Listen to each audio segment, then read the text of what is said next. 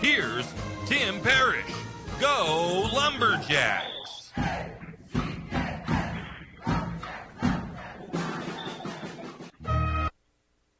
And welcome, Lumberjack fans. Tim Parrish here with Clark Grogan tonight at Lumberjack Gymnasium.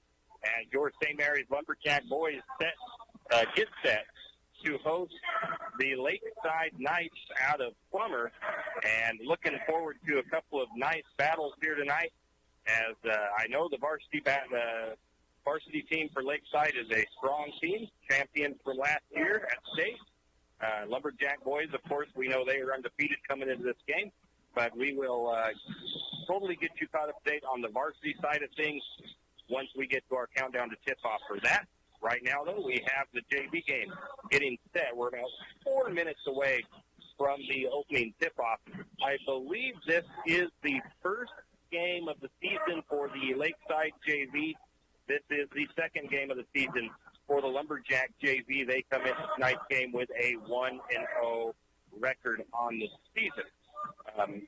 Their first game was against Bonners Ferry, and they came away with the win by a score of 53-45 against the Bonners Ferry Badgers.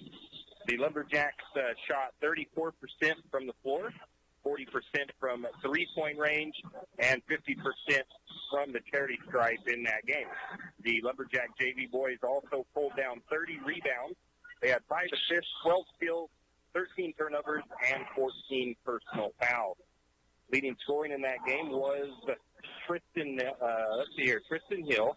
Actually, no, it was Connor Wolf. He led with 13. Tristan Hill had 12, and Jared Badgett had 9 points. Remy Ballou had 6, and Trey Swick had 5 for the Lumberjacks, with 2 apiece with Freddie Plant and Seth Swallow. So that's just a quick look at the seasons now for the Lumberjack JV team. And just as a quick note that this game is being broadcast on the NFHS network, and hopefully our play-by-play is getting across on there well tonight. There were some adjustments that needed to be made. We are not sure if those audio adjustments were made or not, but if they are not, you might be able to kind of hear us on the video feed, and you may not be able to. But let us know on our Facebook page for KOFE Radio how well that is working, if you can hear us and you're watching that NFHS network screen. Anyways, we got about 2 minutes until the tip-off. We'll go ahead and take a 1-minute break. The holidays aren't about what you receive. It's about the good you give. P1FCU is asking you to join us in spreading a whole lot of joy this holiday season. Visit p1fcu.org/season or our Facebook page to nominate a family who could benefit from a special turkey dinner with all the trimmings. Want to do even more good? Stop by any P1FCU branch to drop off food, toy, and coat donations until December 18th. Join us in giving back during our season of giving, because together we are stronger. If you're hungry, need gas, or want an ice-cold beverage, stop by 10th Street Super Stop in St. Mary's. But if you're looking for chicken food, dog food, or farm supplies, stop by XXX Speeds. That's right, 10th Street Super Stop has you covered if you're looking for a tasty, fast breakfast in the morning, a hot lunch at noon, or a tank of gas and an ice-cold drink from their large selection of beverages. Stop by and see Kenny and the crew at 10th Street Super Stop in St. Mary's. If it's farm supplies and pet feed you need, go see XXX Feeds. That's 10th Street Super Stop in St. Mary's. Well, I don't have one for their players. And we are back with a minute and a half until opening tip. The Lakeside Knight JV has headed over to talk with their head coach before they get things started here. And the Lumberjack boys are still taking some final warm-up shots before they head back over to Coach A.J. Bechtel. Clark, this is your first game that you've seen this year. I'm excited to be here tonight to watch it. Yeah, that's kind of sadly, that's a rarity in this year. People getting to watch the game. Yeah, I got to start throwing quad around here. You know, I just say radio and they let me in. But anyways, I don't know a whole lot about Lakeside JV, so this one's going to be just waiting to see how the game starts and what happens. That's certainly what it'll look like. I know quite a bit about the varsity teams, but I still don't know what to expect in that game either. So. Should be an interesting night. Both teams getting final instructions. I'll have to try to get you the starters for both teams once they come out on the floor. Lumberjack. I got to tell you, Tim, looking into this gym tonight and seeing the bleachers against the wall, and where the benches are, they're just kind of spread out in chairs 6 feet apart. I think it's unique for just about everybody. Exactly. So I'm not sure who will be starting for St. Mary's. I've got an idea. That idea was correct. Before St. Mary's will be Jared Badgett, Connor Wolf, Tyler Renner, Trace Wicks, and Tristan Hill. For Lakeside, if I can get a quick rundown of the numbers that are out there, I see a number 30, that is Sam Sutherland. Number 4 is Caleb Gore. Number 3 is Blaze Callahan. Number 1 is Corey Rivera. And there's one more that just turned just enough where I can't see what number he is. He might be number 22. Might be Patrick Brown. Opening tip is controlled by the Lumberjacks. It is Patrick Brown. Trace Wicks has it for St. Mary's. Working the ball up top. Sends it over to Badgett on the right side. Now back to Wicks. Wicks looking. It looks to be a little bit of a size advantage for Lakeside at the moment. They're going to get a shot from the free throw line by Hill. It's no good.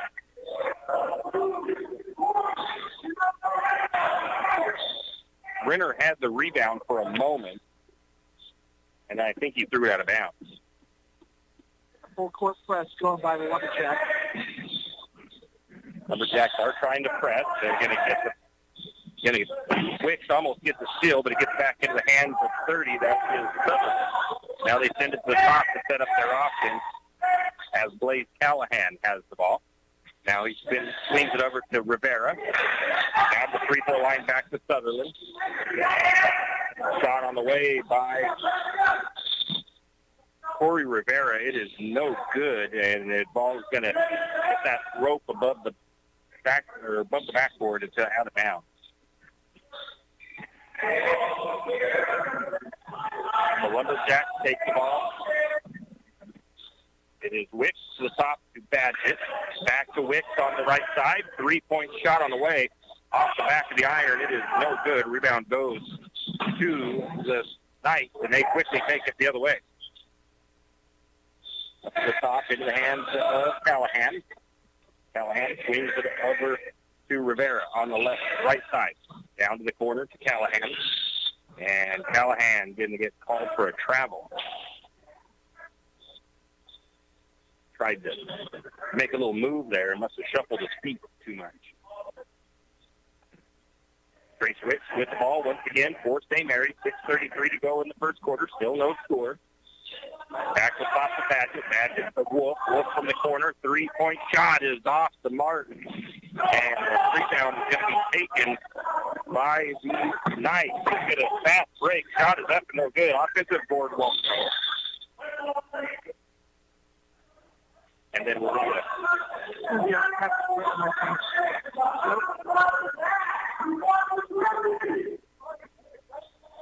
I think Clark's mic that we're using might be picking up a whole lot of... Oh, definitely. You're hearing a lot out there. The foul goes against Sutherland for the Knights. Jared Badgett brings it across. Gets over to Wicks. Wicks to Wolf. Back to Badgett. Badgett in the corner. Back to top to Wolf. Wolf for 3 off the mark. Rebound goes to the Knights. Still no score. Driving, putting an elbow in. I'm almost surprised there wasn't an offensive foul call there. As Callahan drove his elbow right into Wolf, and they back the ball to the top. Now we get a timeout taken by Lakeside.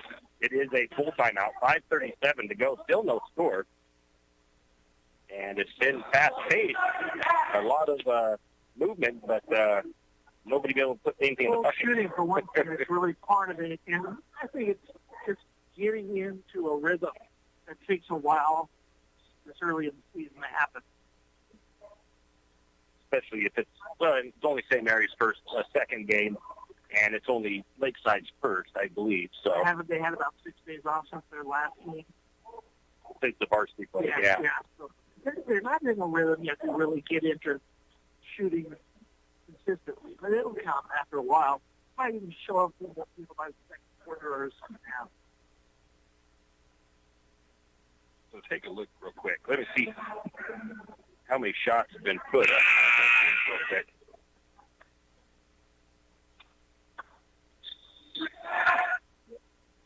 So 3 shots by Lakeside and 4 for St. Mary's.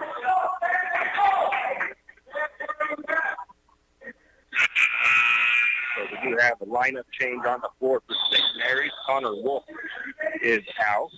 Remy Blue into the game for St. Mary's. Looks like we get a steal by Trace Wick. And Wick lays it up and in. First bucket of the game. You don't need a rhythm to get it away. Now another ball that goes out of bounds.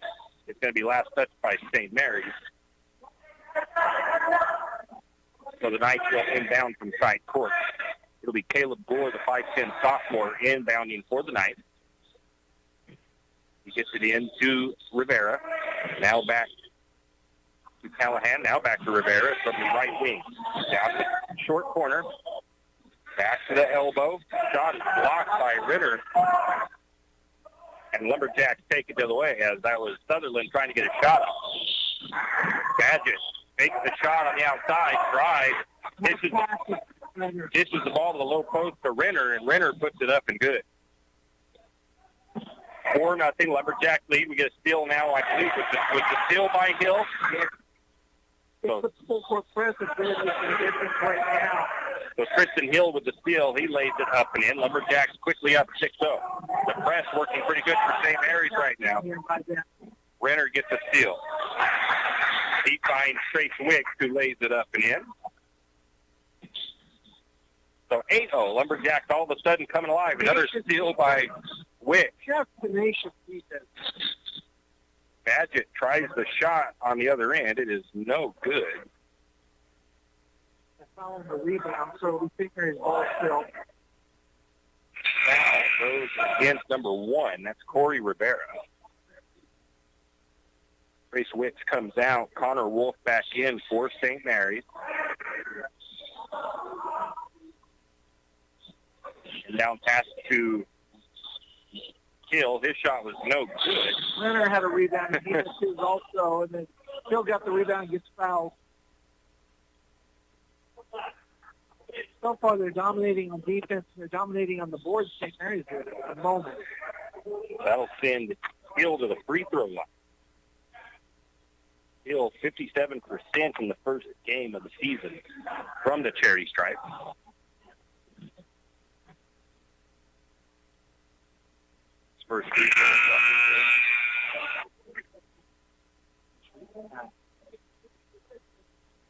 For the Lumberjacks, we've got Tyler Renner going out. Coming in is 33, Wyatt Holmes. I didn't see who substituted in for the Knights. Bill's second shot is short. Holmes pulls down the offensive board, and he puts it up and good. 11-0, Lumberjacks lead now with 4:03 to go in the first quarter. Lumberjacks found their offense. That was out of bounds on Patrick Brown as he was trying to find somebody to throw it in as he lost the balance on the sideline. He could not get it thrown in before he stepped out. Another turnover on Wallace, or on Lakeside. Into Hill. Hill down in the paint. He's going to take the shot. It's no good. The rebound this time to the Knights. And then the ball is knocked out of bounds by Tristan Hill. Possession stays with us. Lakesiders have a difficult time taking care of the ball. Lumberjack press is causing a lot of headache right now for Lakeside JV. Bringing it across is Corey Rivera. Now we get the ball is loose.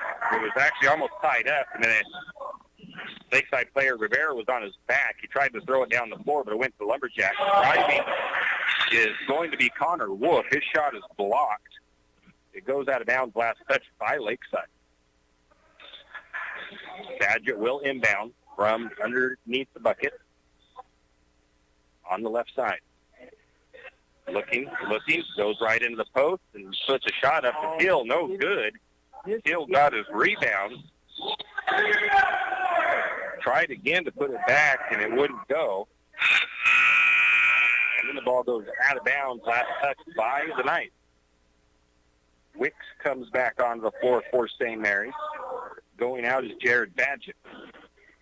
Lumberjacks will inbound. Down to the corner. Wicks for three. That looks good. It is. I did not see who gave him the assist. Lumberjacks with another steal as Trace Wicks comes up with another one.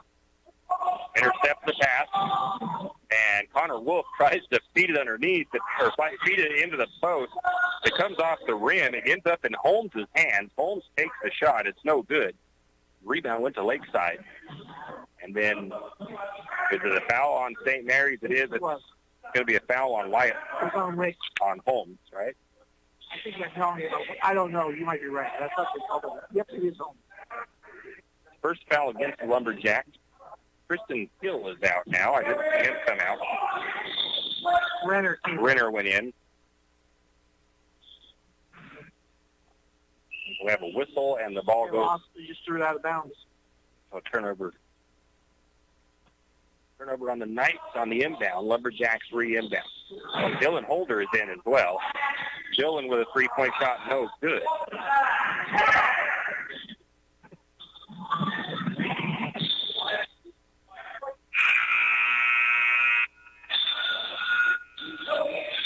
And we're getting Knights lose it on a fast break here to their side of the floor. So another turnover.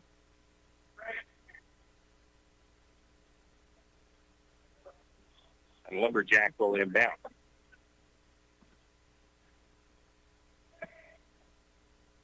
Trace Wicks brings it across for St. Mary's. 2.5 to go in the first quarter. It's 14-0. Lumberjacks lead. We're going to get an offensive foul. Illegal screen, I believe is what they said. And that looks like it's against Wyatt again, or Holmes. Yeah, Wyatt Holmes again. That is his second foul. Team's second foul. Lumberjacks not pressing as hard on this possession. Coming up from behind is Wicks, but a lot of contact, no whistle. Knights still keep the ball. Callahan has it up top, looking. He's going to try to penetrate. He bounces over to Sutherland on the wing. Then they go back up to Callahan. Callahan backs it out, calls out his offense, gets a pass over to Williams. Williams has the ball. He passes it over to the opposite side to Nomi. And that is a turnover on Lakeside. What was it? Travel. Tweaked his ankle just a little bit. His ankle on that, losing the balance. That was 33, Nomi. Coming in for him is double zero, Sammy Allen. 1:55 to go in the first quarter, 14-0, Lumberjack lead. Trace Wicks has it for St. Mary's. Works his way to the right corner. More to the wing. Now he's looking. He's going to drive to the baseline. Kicks it cross court to Dylan Holder. Holder's three, no good. Foul now. And the foul was on Holmes on the rebound. That is his third. He will be coming out here shortly. It is Callahan. Gives an open look all the way to Sutherland. Sutherland pulls up at the low post and puts it up and good for tonight. 14-2. Lumberjacks have the ball. And Connor Wolf for stepping out of bounds. Wyatt Holmes comes out back into the game for the Lumberjacks is Tristan Hill. With 1:34 to go in the first quarter. Bringing it down for the Knights is Callahan. Callahan with a bad pass. Trace Wicks comes up with him. Wicks with a bad pass the other way as he was looking for Holder, as Holder was going to cut from the left side of the floor, but that ball was way overthrown by Wicks. I like the aggressiveness in trying to push the ball, but you got to make sure you control as you push the ball. And that didn't happen. 14-2. Lumberjacks get another one tipped up in the air as another steal by Hill. They find Wicks, and Wicks puts it up and in from underneath.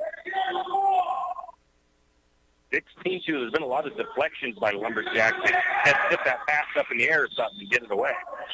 Again, the press for St. Mary's. The Knights do find an outlet in the middle. They get it down to the far corner.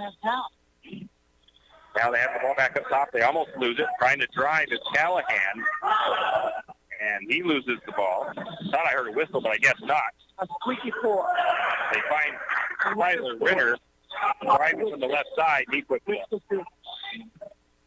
Trace Wicks with the assist.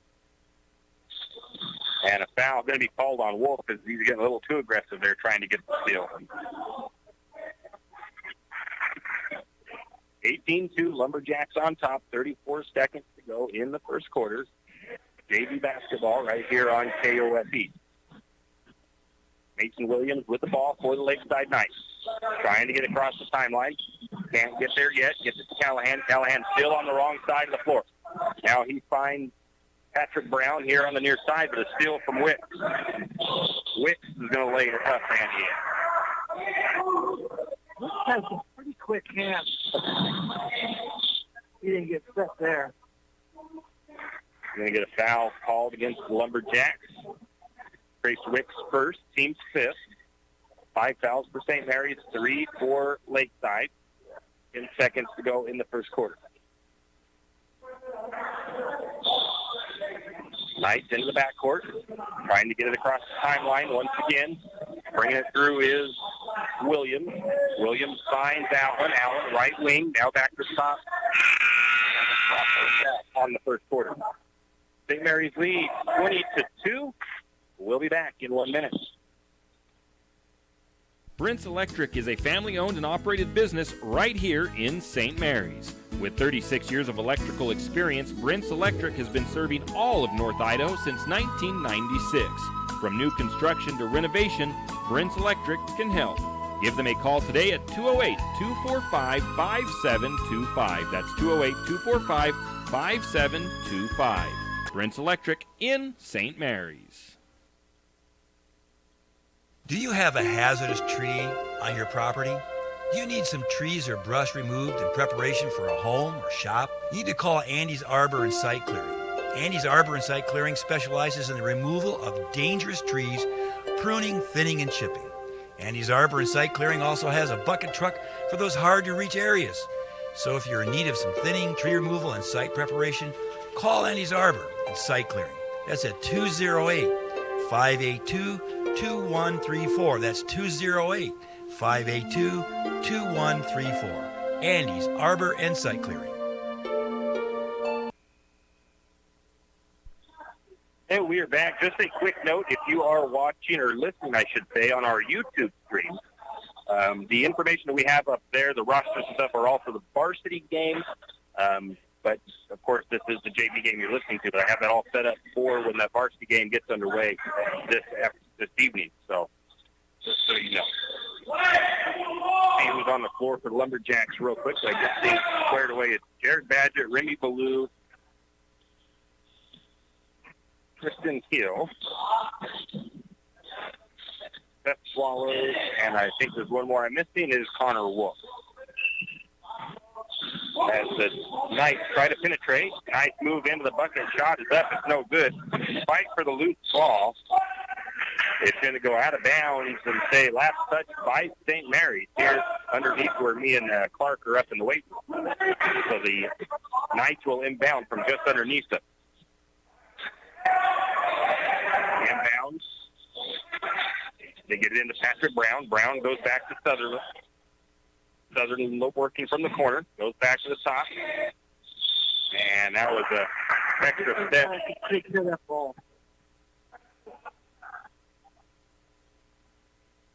This is their first game of the season, so that has a lot to do with it, too. Turnover. Mary's has a tenacious defense. Jared Badgett controls it for the Lumberjacks. Early second quarter, St. Mary's up 20-2. Connor Wolf has it, right corner. Now back to the top to Badgett. Back to Wolf. Now they look into the post. Hill, back out. Ball is deflected out of bounds by the Knights.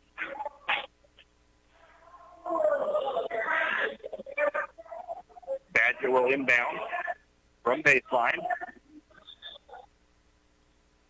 Gets it into, trying to get it into Swallow. Actually, they had two players there, Swallow On the ball. and they both fought for it. Turnover St. Mary's. I guess I can give that turnover to either one of those guys underneath. Still half each. Yeah, steal by Wolf. Wolf is going to get fouled as he's driving the lane. Number 20 that will lead right into him. Mason Williams. And they're going to call it a shooting foul.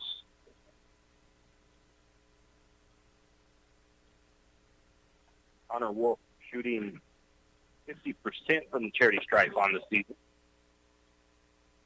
First free throw on the way. That one is nothing but net.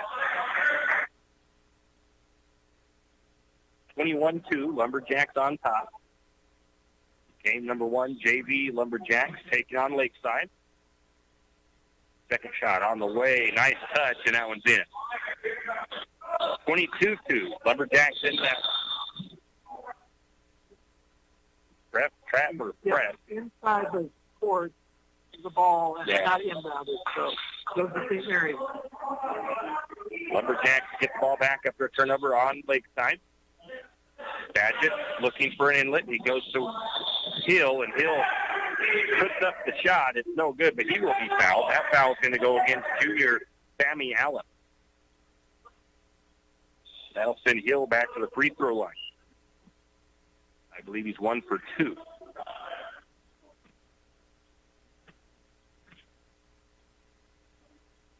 First free throw is up and good by Kristen Hill.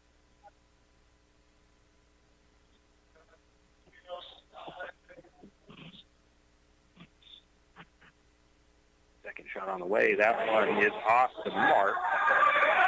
And the rebound is going to be taken by Lakeside. Bringing it down is Callahan. Callahan drives down to the near side, then back out. Now he gets into the no man's land, kind of inside the wing. Now back out to Callahan. Callahan's going to drive. He gets mugged going to the bucket. Surprised there's no whistle.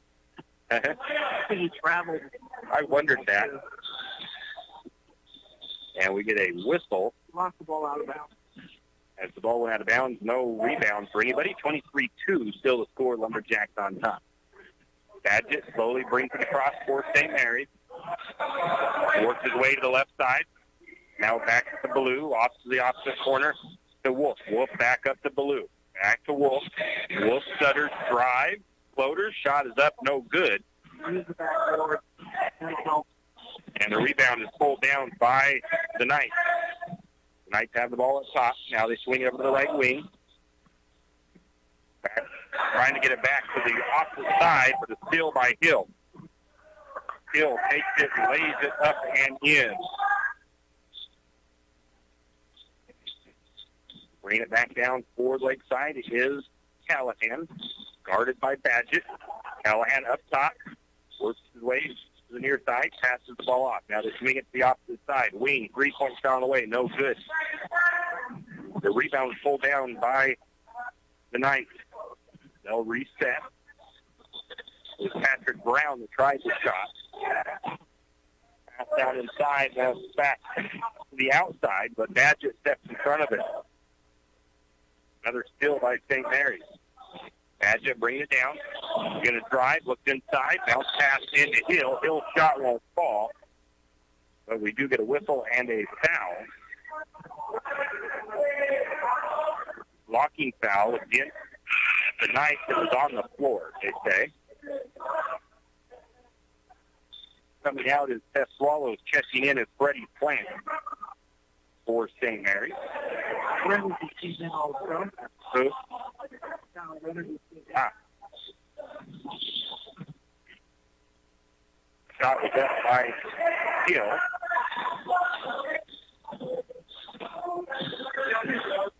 shot was up and good. Nice shot. Nope, actually they pass it down inside. Shot is up, no good. Offensive rebound for a moment. And a nice shot is up and good. This time by number 4, that's Caleb Gore. Lumberjacks back on the attack, though. Connor Wolf with a bounce pass to Badgett up top. Badgett trying to find Freddie Plant on the left side, and it's overthrown.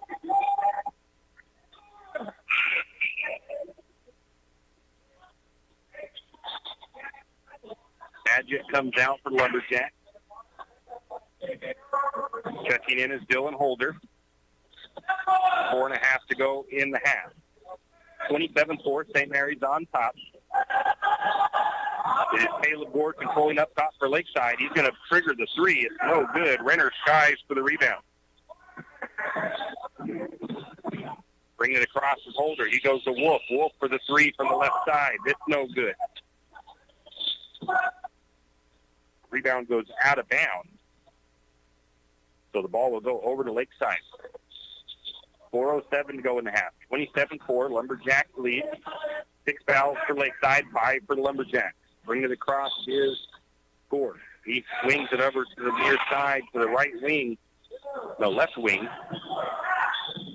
to Patrick Brown. Brown works away to the corner, drives, tries to look inside to the post, now back out to him. Now he drives.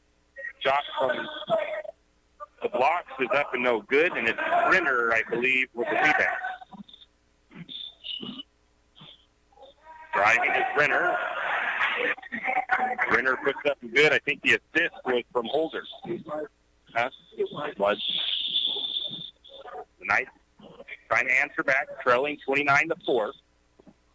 Ball is loose, and we get a foul call. No, maybe a kickball call. I think they're going to get Connor with a kickball there. 3:21 to go in the half. 29-4, St. Mary's leads. Inbounding is Caleb Gore for Lakeside. Gets it into the top to Brown. Brown bounce pass back to Gore. Gore straight away. Gore works his way to the high post. This is it off to a cutter. Now they look into the post. Back out. Nice ball movement. Gore goes underneath. Kicks to the far corner. Three-pointer on the way by Sutherland. And that is up and good.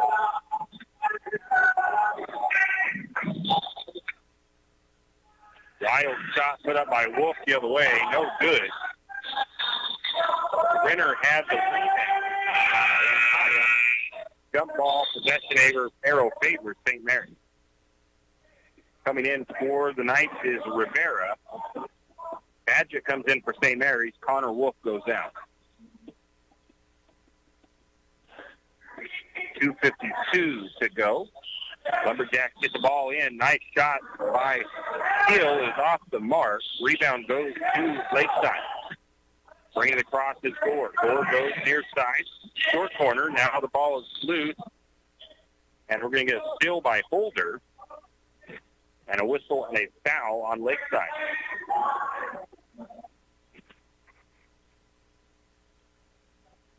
That foul goes against number 11. That is Lucky Matt. Coming out for St. Mary's is Freddie Plant, Tristan Hill. Going in is Remy Ballou, Seth Swallows. St. Mary's got lucky themselves because they didn't directly see that kickball. Holder to the free throw line. It's the first time. He misses. Nice rebound by Renner. Shot moves.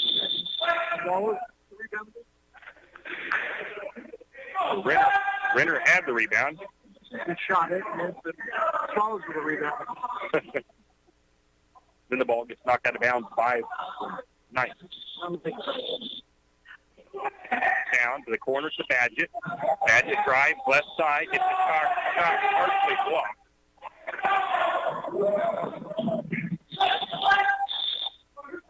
And the Knights trying to transition, lose the ball themselves out of bounds. Very good back on defense very well. Noah Jansen comes on for Lakeside. Going off is Sam Sutherland. Badgett brings it across for St. Mary's. 2:14 to go in the half. 29-7, St. Mary's up. Badgett looking, goes over to Swallows. Swallows gets called for the travel.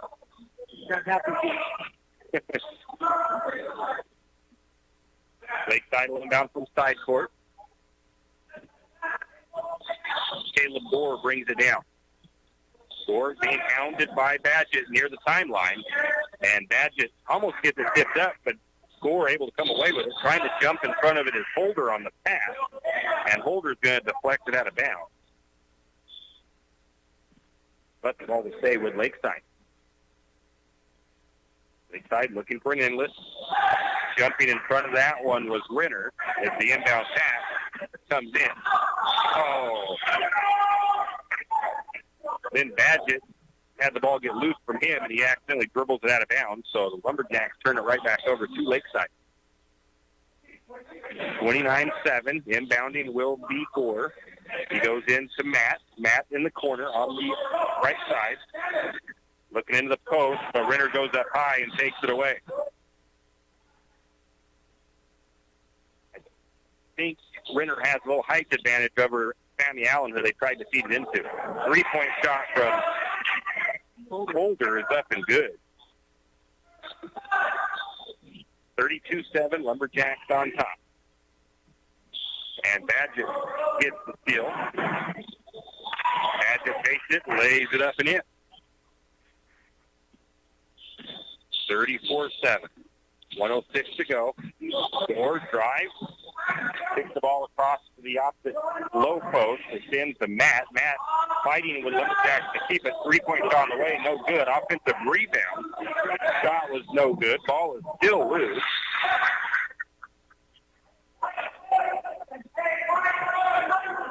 And then the ball is going to go out of bounds. Last touch by St. Mary's. 49 seconds, and the Knights will inbound. 34-7, Lumberjacks up. Swinging up the top, Lucky Matt for 3-point shot. It is no good. Badgett with the rebound. Down to Renner. Renner just inside the free throw line. His shot is no good. Rebound goes to the Knights, then a steal by Badgett. Badgett drives. Shot is up, no good, but he will be fouled. Badgett will shoot 2. Sammy Allen with his third foul. Badgett had a 1-and-1 earlier where he missed the front end.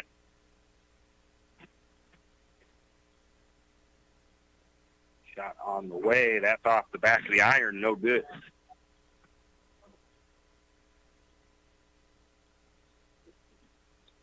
.26 seconds on the clock before halftime. Badgett second shot on the way. Short arm that one. It's no good. Rebound went to Swallows. He finds... I'm not sure. So we found Renner underneath, and Renner gets called for the double dribble.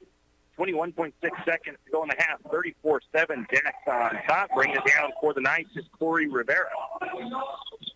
He swings it to Gore on the right side. Gore trying to get a screen. And they say white ball underneath. And the foul is against St. Mary's underneath them. Yeah, that foul goes against St. Mary's. That is against Holder underneath. That nice inbound. Up to the top. Now to Lucky Matt. Matt bounces into the free throw line, trying to drive. Ball is loose. And then time runs out on the quarter. 34-7 at the half. Lumberjacks lead. We'll take a 2-minute break, and we'll be back with some halftime numbers. The St. Mary's Lumberjack Booster Club is looking for volunteers and active members to participate in the many activities the Booster Club does in support of our Lumberjacks. The Lumberjack Booster Club provides much appreciated support to the Lumberjack sports programs and is always looking for new active members and new ideas. The Booster Club is currently in need of new officers as well as volunteers to help with the Hall of Fame banquet and auction, spirit building, senior nights, and more.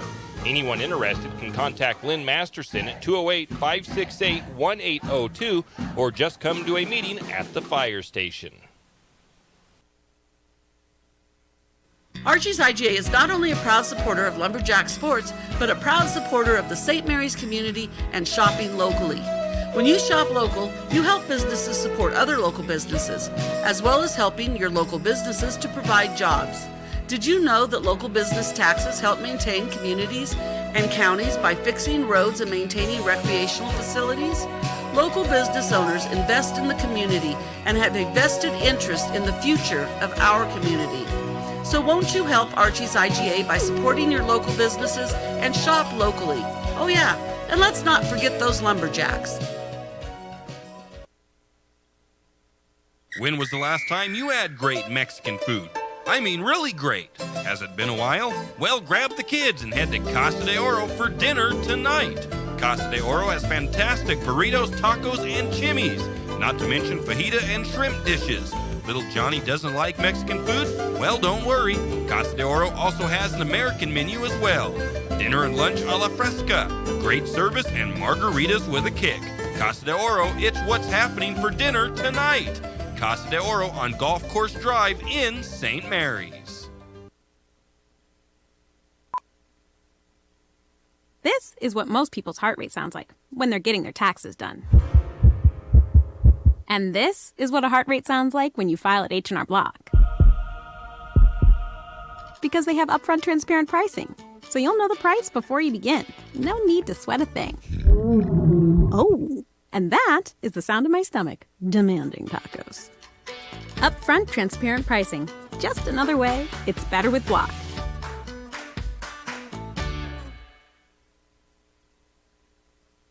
Introducing the all-new 2021 Yamaha Wolverine R-Max 1000.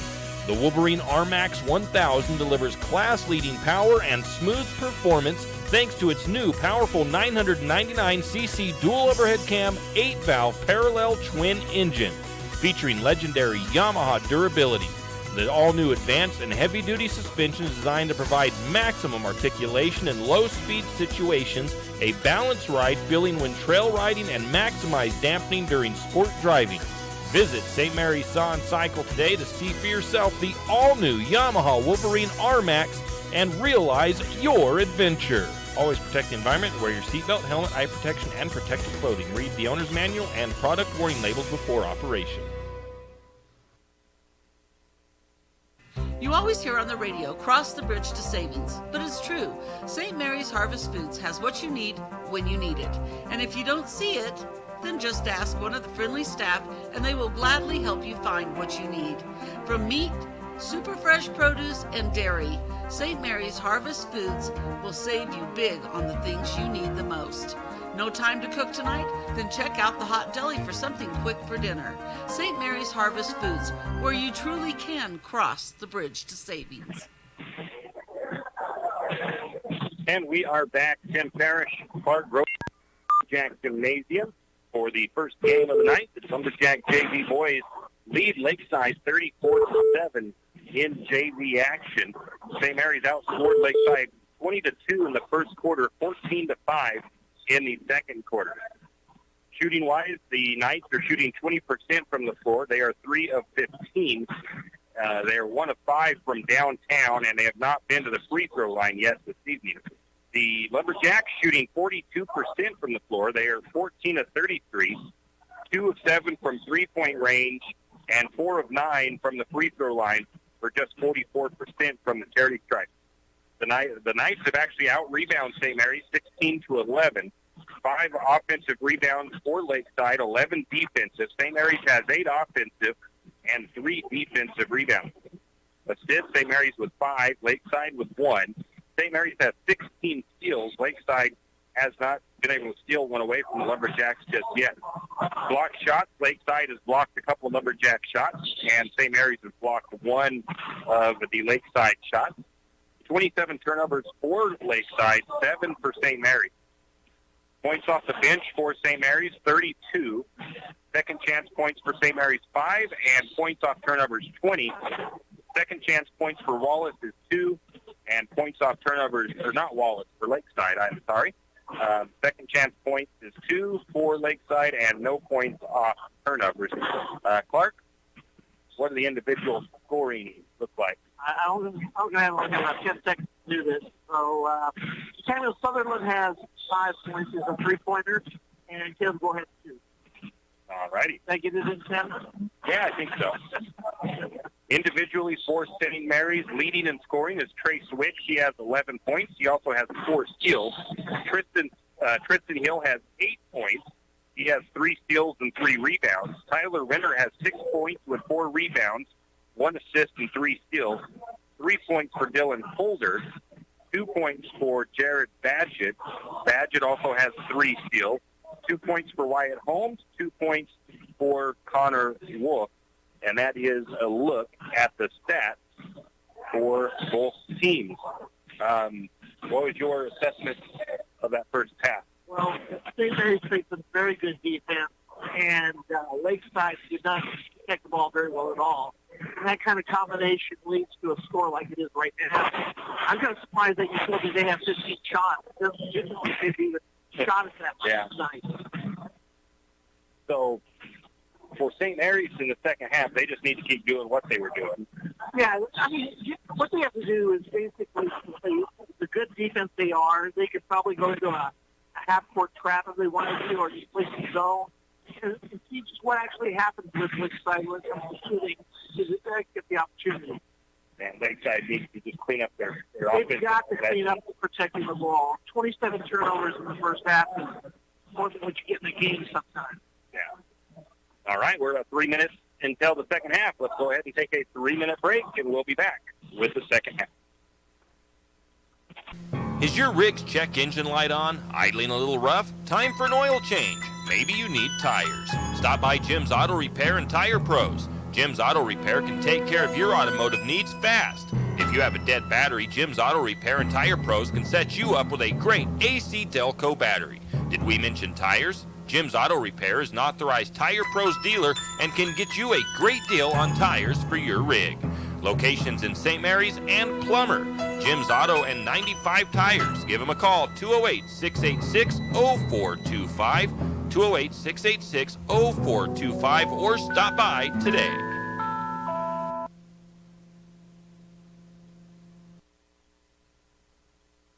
Hughes Ace Hardware wants to invite you to come in and take a look. Hughes isn't just about hardware. Whether you need dish soap and sponges to clean up after your husband's guys' night or storage solutions for your wife's shopping addiction, you can find it at Hughes. Come see the difference. Everything you need, from a blow dryer to replace the one your toddler dropped in the toilet to a bathroom scale to help your hubby stay on his fitness goal. Hughes Ace Hardware, the place to get the products you need and the help you want all the time, every time.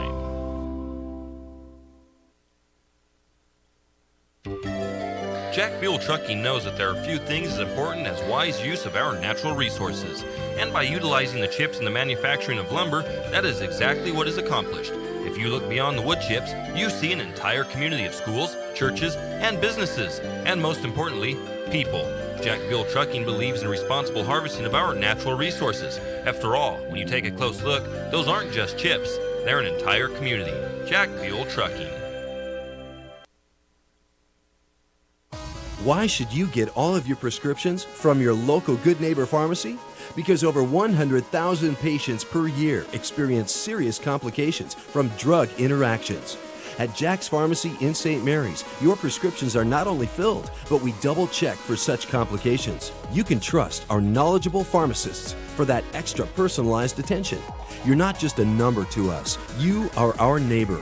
Bring all your prescriptions to Jack's, your Good Neighbor Pharmacy, where you'll receive personalized service and attention. Everyone knows that the timber industry is a huge part of our community. Working in the timber industry requires big equipment. Big equipment requires a special mechanic or custom machined items to repair. Jake's Machine and Repair in St. Mary's is your very own full-service, large equipment diesel mechanic that not only has a full-size shop, but also has a service truck that can come straight to you when you break down in the woods. If you're in need of big truck or big equipment repair, Stop by Jake's Machine and Repair at 106 Homer Drive in St. Mary's or call 208-596-8819. 208-596-8819. Jake's Machine and Repair in St. Mary's. And we are back. Finished up their warming up during the halftime break and get ready to return to action here from Lumberjack Gymnasium. Heading out on the floor for the Lumberjacks. It looks like it's the original starting five, which makes sense. And that is, I'll get those for you here in just a moment. Jared Badgett, Connor Wolf, Tyler Renner, Trace Wicks, and Tristan Hill. Same five starters for Lakeside as well. And the Knights will have possession. They are now going away from us as we sit up in the Lumberjack weight room. High pass. That's going to be a turnover. Got an injured player. Laying the shot up and in is Jared Badgett. Player down is Corey Rivera.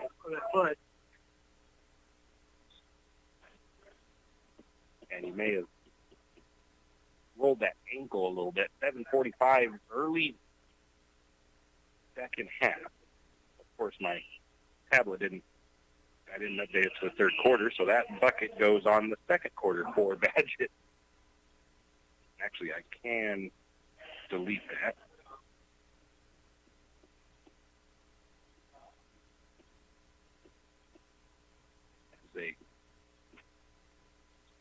Take a look at the player.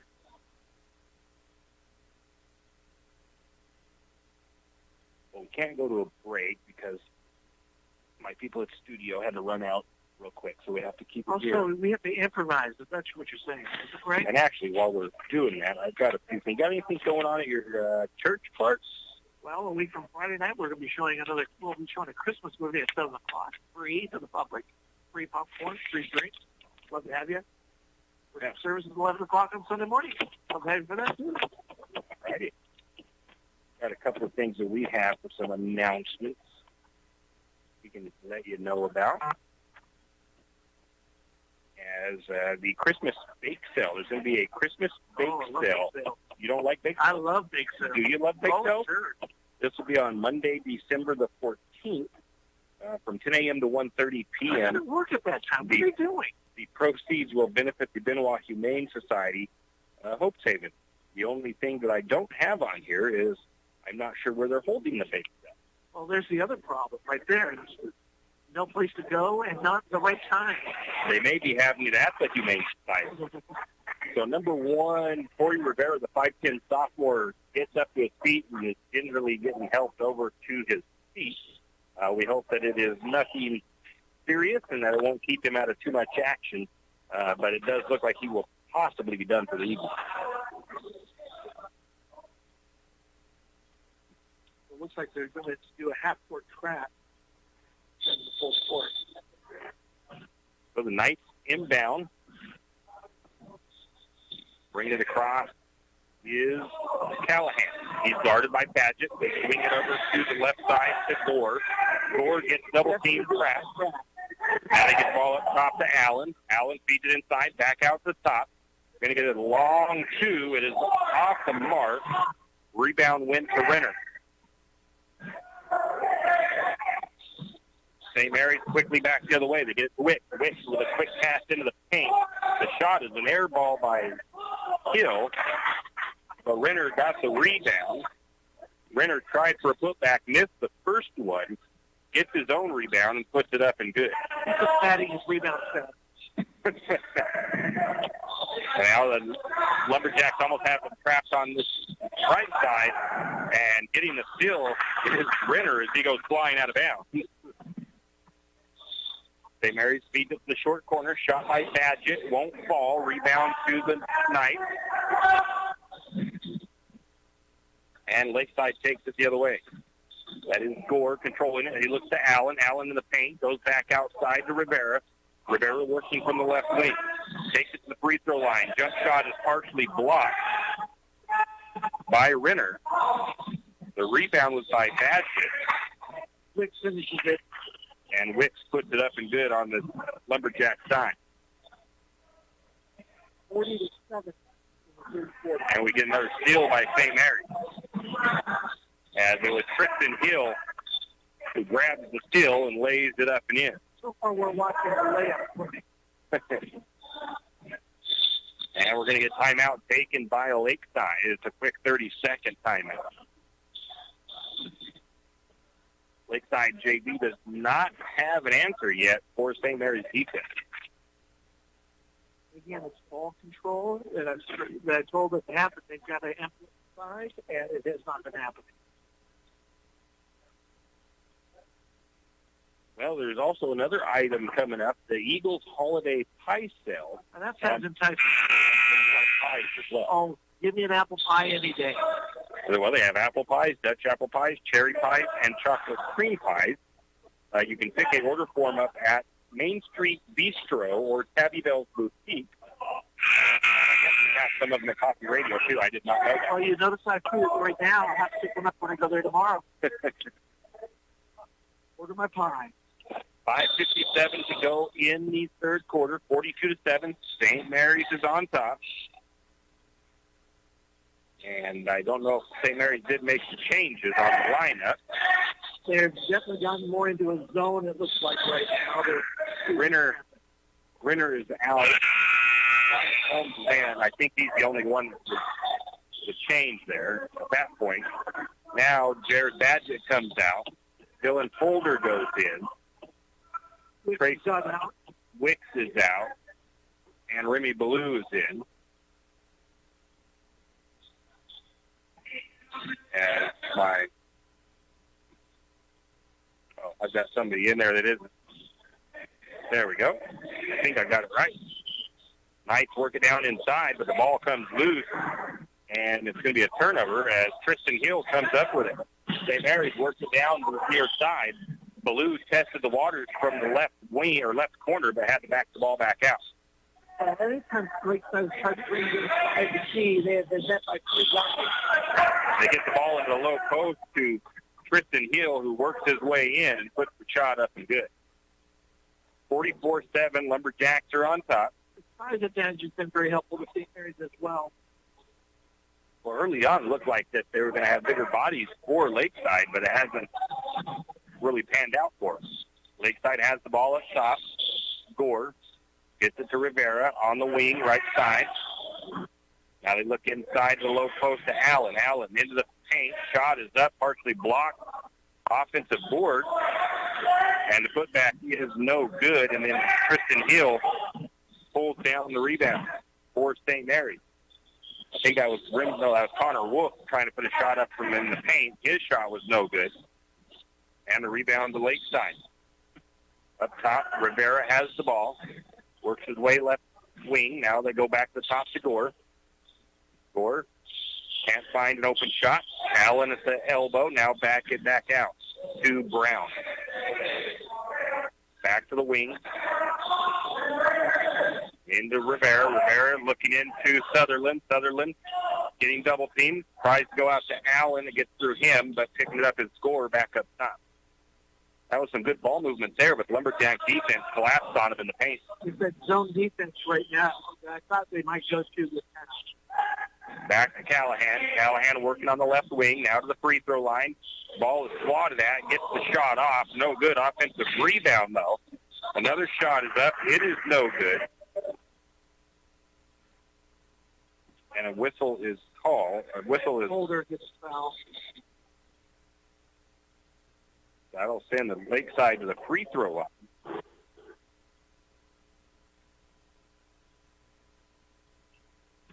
First time tonight for Lakeside to the charity stripe. Caleb Gore, and he misses the first. Tristan Hill comes out. Seth Swallows checks in.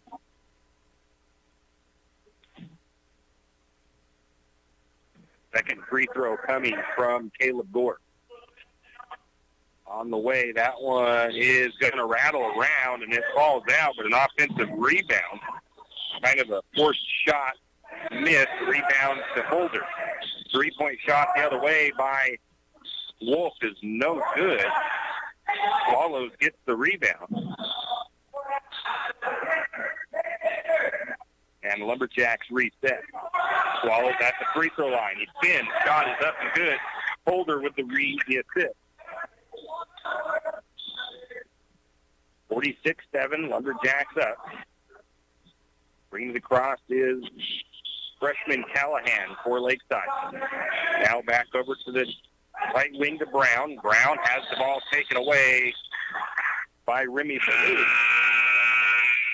But then Ballou travels.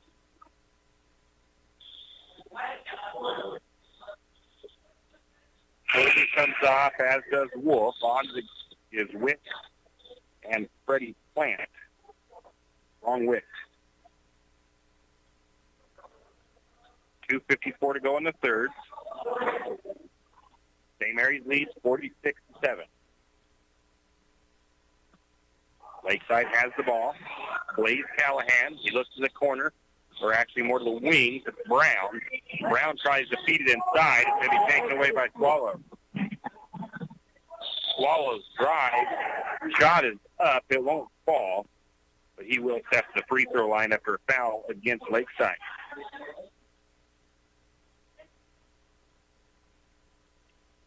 Swallows' first time to the free throw line this season. And that first one's going to rattle around, but it falls out. I almost thought it might get a lucky bounce, but he did not get it. Lines up the second shot on the way. That one is good. 47-7, Lumberjacks up. Bringing it down for Lakeside is Callahan. Callahan guarded by Plant. Gets around him, drives, going to try to do it himself. Swallows gets the blocked shot. Holmes with the rebound after the missed shot, after the miss and block. St. Mary's the other way. Wick had it, and we get a timeout taken by Coach Bechtel for the Lumberjacks. We've had a 13-0 run for the Lumberjacks here. Actually, yeah, I think that's about right, isn't it? Well, they haven't scored. I mean, that's true. You're keeping track of it here. They've not scored. So. A 13-0 in the third quarter.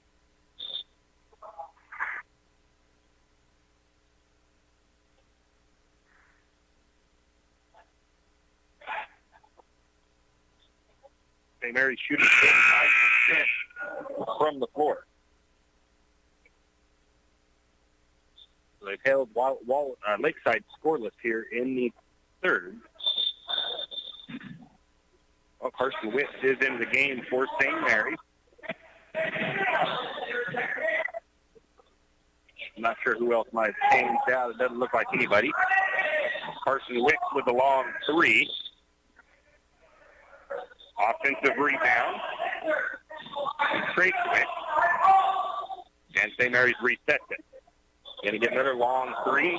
And by Carson Wick, it is no good. Another rebound by Trace Wick. They get it underneath to,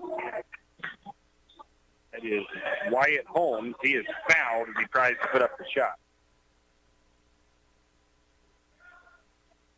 Holmes to the free throw line. I think it's his first time tonight. And his first time on the season. First free throw is up. Nice touch. It is good.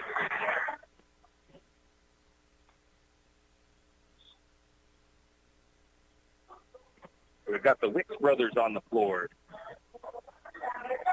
Next shot on the way. Nice touch. It is good.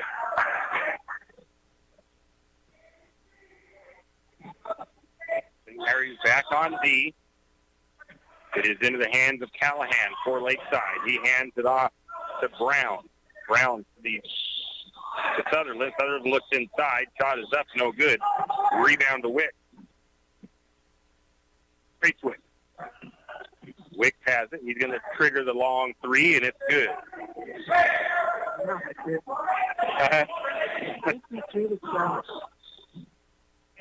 St. Mary's backs up on D. They swing it over to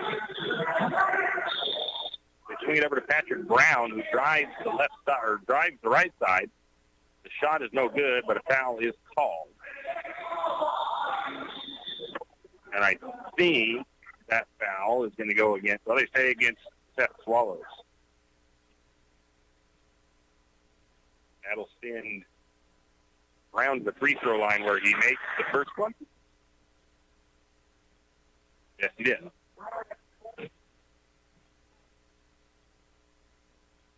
Second free throw is going to fall through for Lakeside. 52-9, Lumberjacks lead. 1:07 to go in the third. Trace Wick brings it across for St. Mary's. Wick up top. Goes to Plant. Back to Wick and around to Carson Wick. Carson's going to get his shot blocked. But the offensive rebound to Swallow. He gets a three-point shot on the way by Carson. It is no good. And Lakeside pulls down the rebound. Gore takes it across for Lakeside. Hands it off to Callahan.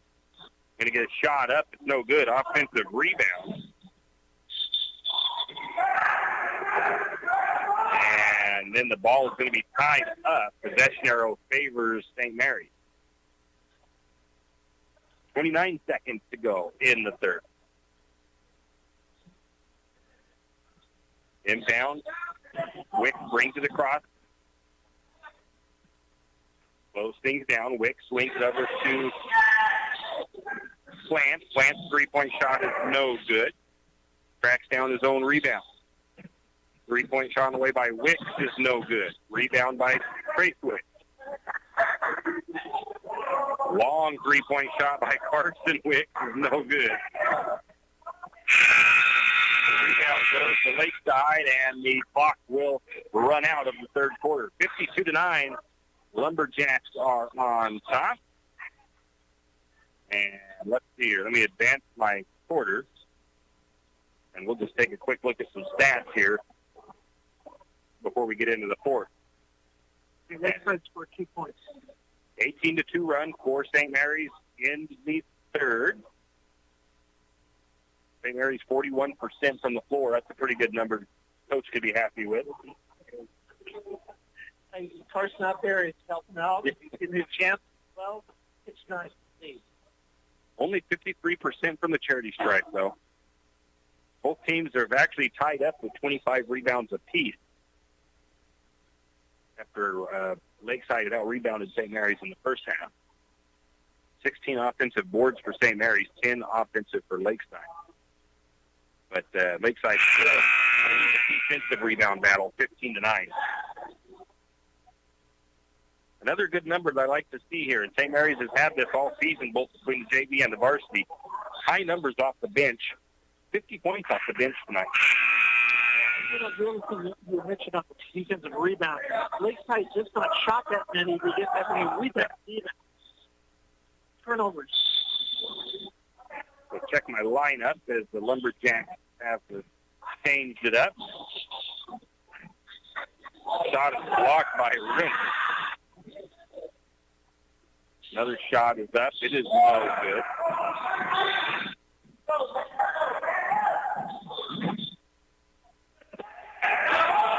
St. Mary's has the ball. Badgett going to lay it up and in after the steal.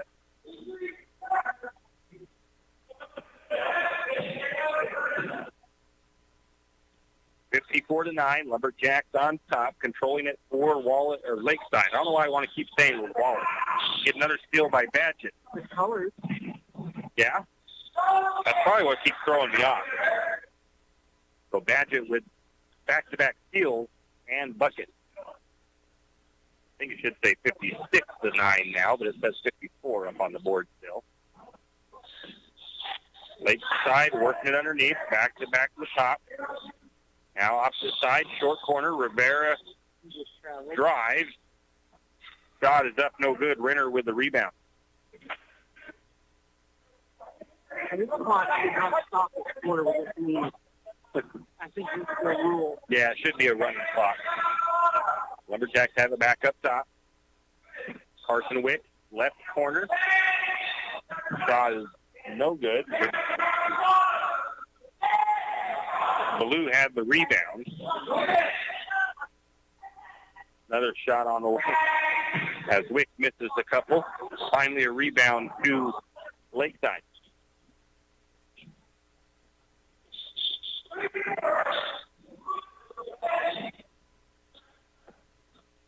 Knight working the ball up top. Into the hands of Callahan. Now down to get it inside. Shot is up, no good. But an offensive rebound. Another shot is up. It's no good. Plant with the rebound this time for St. Mary's. Witt has the ball at the elbow. Shot is up. It won't go. Rebound to Lakeside. Lakeside player slips down and ends up on his rear. He's up and good to go. I don't know how good he is. Might have bruised his ego a little bit there. Yeah. Going to get a timeout taken by Lakeside. 56-9, Lumberjack lead. Carson, I think, thought it was already inbounding that ball back in, and he was headed over to do it. I think that was a timeout more to get the player that check on it. okay. Timeout's the only way to stop the clock in the quarters. So St. Mary's will inbound. Or no, not St. Mary's. Lakeside. I started there thinking to myself, they could have called the timeout. They didn't have the ball, but they did. Lakeside has the ball up top. Mason Williams swings over to Gore. A little bit too hot.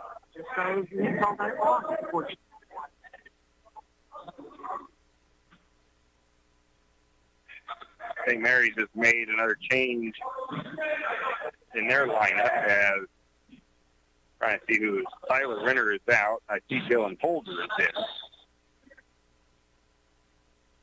Down to Swallows. That Swallows shot is up. It's no good.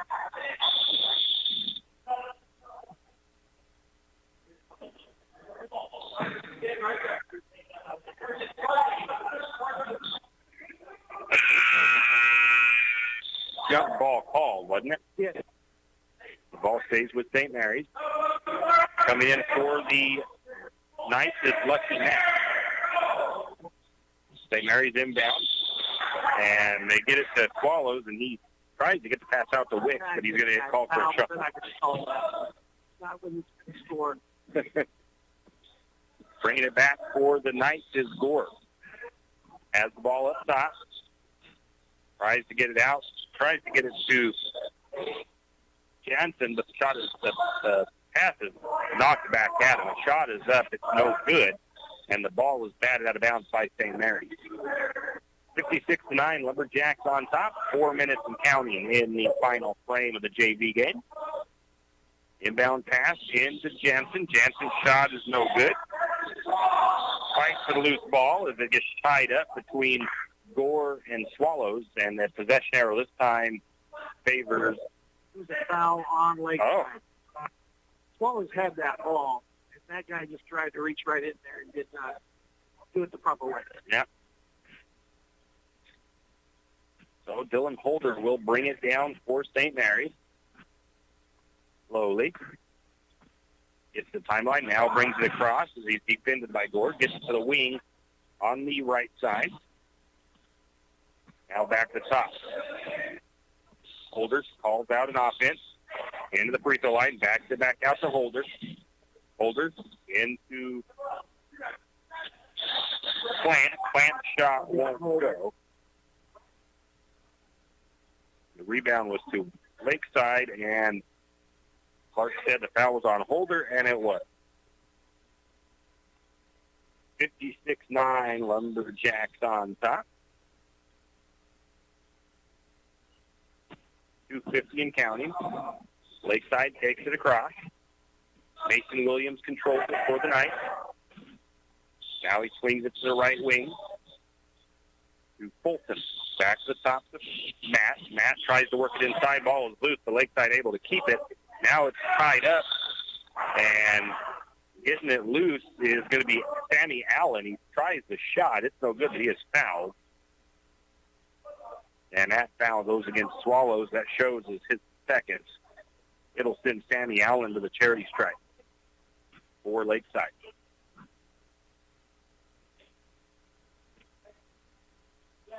Oh, a grand shot. Shot is up. Just whatever works, right? That's exactly it, man. That was like a Rick Barry type of shot. Going out is Williams. Coming in is Rivera, or not Rivera, Callahan for the night. As Allen lines up the next shot, it's on the way. It's up and good. Nice technique. Lumberjacks have a pass all the way down the floor to Carson Wick. And Carson Wick puts it up and good. I think it was Holder. Who made that shot? I think it was number 11, Bott. I was not looking up and didn't see who made that one for Lakeside. They put it up and good. 58-13. Clark says he thinks it was Lucky Matt. Lumberjacks working, have the ball stolen away. Matt's shot is partially blocked by Holder. Holder got the rebound and a foul called, and that foul goes against Lucky Matt. 55 seconds. St. Mary's up 58-13. Lumberjack JV team going to improve to 2-0 on the season. Lakeside going to fall to what I believe is 0-1. I think this is their first game. Over to Wicks. Wicks looks into Swallows. Back out for Wicks. Wicks for three. It's no good. Ballou with the rebound. And Ballou puts it up and good. 60-13. Nice working. Have it down outside, just outside the lane. Shot is up. It's no good. Ballou got the rebound. 15 seconds. Holder has the ball. And he gets his pocket pick.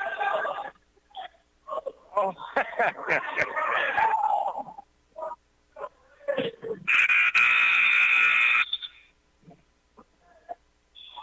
And the time runs out. St. Mary's wins 60-13 over Lakeside. And this is JV. Let's take we'll keep it right here because I don't know if anybody's back. They haven't let me know if they're back at the studio yet. I would imagine they should be back by now, but nobody has said anything. So let's go ahead and run down the stats here. As Lumberjack JV comes away with a 60-13 victory over Lakeside. And it was a 40% shooting night for St. Mary's, 12% for Lakeside. 31 rebounds for St. Mary's, 30 rebounds for the night. 7 assists for St. Mary's, 22 steals, 4 block shots, 11 turnovers, 10 fouls, 58 points off of the bench. So most of St. Mary's production came off the bench.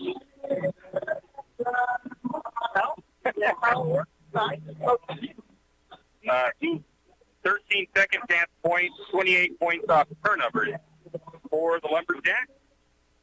For Lakeside, 30 rebounds, 2 steals, 1 assist, 3 block shots, 35 turnovers, 11 fouls, 2 second chance points.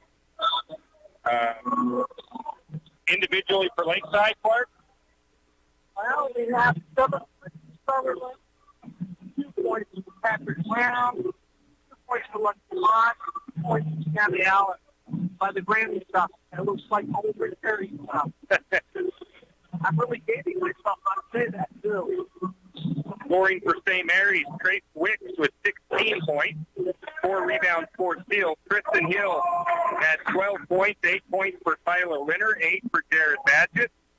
Wyatt Holmes had 4, Seth Swallows with 3, Dylan Holder with 3, 2 for Ballou, 2 for Wolf, 2 for Carson Wick. Rebounding, 4 for Wick, 4 for Hill, 4 for Ritter. Oh, that is actually steals. 4 for Wick, 4 for Hill, 4 for Winter, 4 for Badgett. 2 for Swallows, 2 for Folger. Rebounds, Tyler Ritter had 9. Wick and Hill had 4. Seth Swallows had 5. So that is the final stat for this game. Let's test the waters and see if Teresa is back at the studio. Let's go ahead and take a 3-minute break.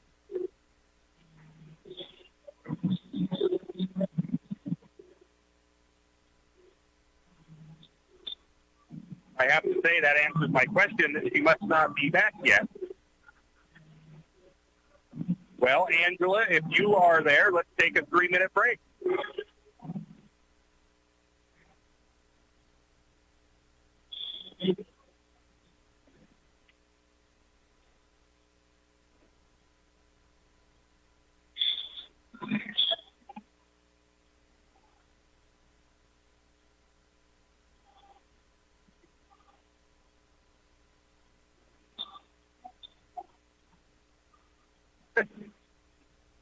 You're trying to work somebody through their studio.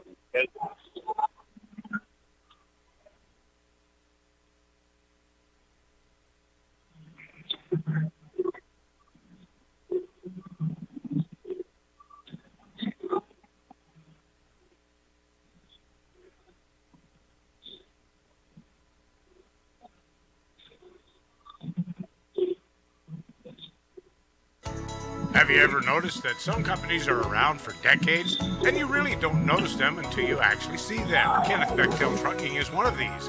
Kenneth Bechtel Trucking has been a fixture in St. Mary's for decades and still is a community-involved business. Take the time to thank these entrepreneurs that quietly make it on their own and make our community all the better for it. Kenneth Bechtel Trucking. Give them a call today at 245-7209. Kenneth Bechtel Trucking, a community staple and lumberjack supporter. Good luck, Jacks. Afraid to touch that breaker box? Need some rewiring done? Call the professionals at M&S Electric. With nearly 40 years experience, there's no job too big or too small. From industrial and commercial to residential and service work, M&S Electric isn't afraid.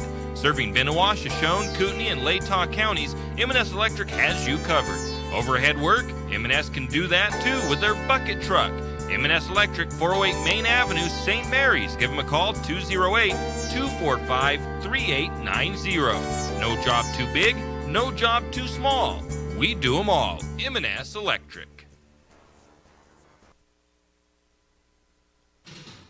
For all your plumbing needs, call Nick's Plumbing and Heating. With Nick's professional staff, you can be assured of guaranteed quality products, installation, service, and repair of all of your plumbing.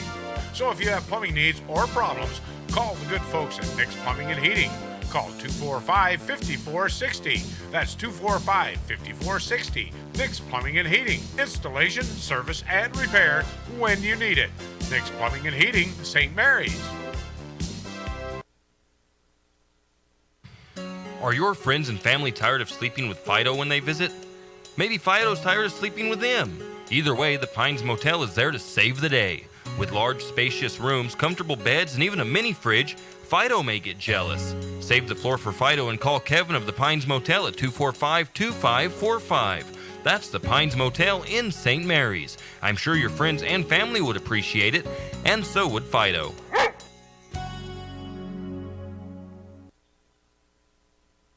St. Mary's Realty is a St. Mary's icon. Why? Because they are a team. They work for you. And they've been a team for many years. Whether you are buying your first home, looking for a recreational cabin, or selling your current home, St. Mary's Realty puts their team on it for you. So stop in or give them a call today at 245-4502 and let their team be your team. That's St. Mary's Realty at 726 Main Avenue, St. Mary's. If you have OCD, obsessive coffee disorder, then stop by Shift and Grind, located in the green building right across the street from Jack's Pharmacy. Shift and Grind is a proud Lumberjack supporter and has something for everyone. From regular coffees to lattes, mochas, and more, Shift and Grind will keep your day going. Try a Red Bull infused or Lotus energy drink if you're not a coffee fan. On Lumberjack home game days, wear your Lumberjack colors and get a discount on your favorite drink. Shift and Grind now has indoor seating. Shift and Grind open 5 to 6 Monday through Friday, 6 to 4 on the weekends. Shift and Grind, 132 North 1st Street, right here in St. Mary's. And we are back. Tim Parrish here at Lumberjack Gymnasium, joined by Mr. Clark Grogan, who is standing up and kind of surveying the competition. As we get into Call Out number 1 Federal Credit Union countdown to tip-off here on KOFE for Lumberjack varsity basketball, as the Lumberjack boys hosting the Lakeside Knights. Taking a look at the 2A standing and stuff at the moment first, as Lumberjacks are 2-0. They beat Genesis Prep 60-22. Lumberjacks currently sit 6th in the 2A power ranking. The next game for the boys will be at Creek River on Monday. Greenville has a 1-1 record. They beat Camby 62-42. They will be at Kendrick on the 11th. They are 13th in the power ranking. Orofino 2-8 or 2-0 on the season. They beat Timberline 53-43. They'll host Wallace on the 11th. They are 3rd in the power ranking. Taking a look at the power ranking, the top 5. Compass Charter is number 1, Whittle number 2, Orofino number 3, Valley is number 4, and Nampa Christian is number 5. In the coaches poll, it's George Fremont, Westside, St. Mary's, Melba, and Full Valley. And in the media poll, it is Westside, North Fremont, St. Mary's, Morass, and Marcy. Let's take a 1-minute break, and we'll come back with more. Cold weather is coming, and 10th Street Lumber has what you need. From super premium pellets to energy logs and fireplaces, 10th Street Lumber will help you stay warm all winter long. North Idaho energy logs and stove pellets are the best of the best. 100% natural with no chemicals and burn cleaner, hotter, and longer. If you need a new stove, 10th Street Lumber is a proud Kuma stove supplier. Kuma wood stoves are made right here in Idaho and are some of the best on the market. 10th Street Lumber in St. Mary's. Stop by today. Located on 10th and Railroad Avenue in St. Mary's. Wondering how to manage your retirement nest egg? How big should it be when you retire? Contact Jenny Oakes at Gateway Financial Partners to get the answers to these and all your other financial questions. The securities and advisory services offered through LPL Financial, a registered investment advisor. Member FINRA SIPC. With over 30 years of financial planning, give Jenny Oakes a call at Gateway Financial Partners today. The guidance is free. The experience is priceless. Call 245-5255. And we are back. Tim Barrett here at Lumberjack Gymnasium. The call out number 1 Federal Credit Union countdown to tip-off. The Lumberjack boys played another good game at Genesis Prep on Saturday, coming away with a 60-22 win over the Jaguars. The Lumberjacks controlled that game from the beginning all the way to the end as they went on a 21-0 run in the first period. The Lumberjacks played good clean ball. They only turned the ball over 9 times, while the Jaguars committed 25 turnovers, which St. Mary's turned into 18 points. The Lumberjacks also controlled the boards offensively, pulling down 12 offensive rebounds, and they converted those into 12 points. St. Mary's got plenty of help from the bench with 26 points off the bench. Both teams kept the fouls pretty low. St. Mary's had 13 virtual fouls in the game. Although the Lumberjacks played well through pretty much all phases of that game, they still struggled from the free throw line. They did reach 60%, 6 of 10, which was an improvement over the previous game.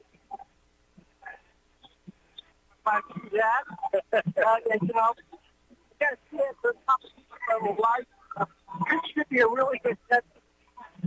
Just looking what I see out on the floor. I'm looking forward to number 1 Sandra Brown, but for I think really looks like the ball player got all the right moves. Looks like the back. And we will go ahead and take a 1-minute break, and we'll be back with more.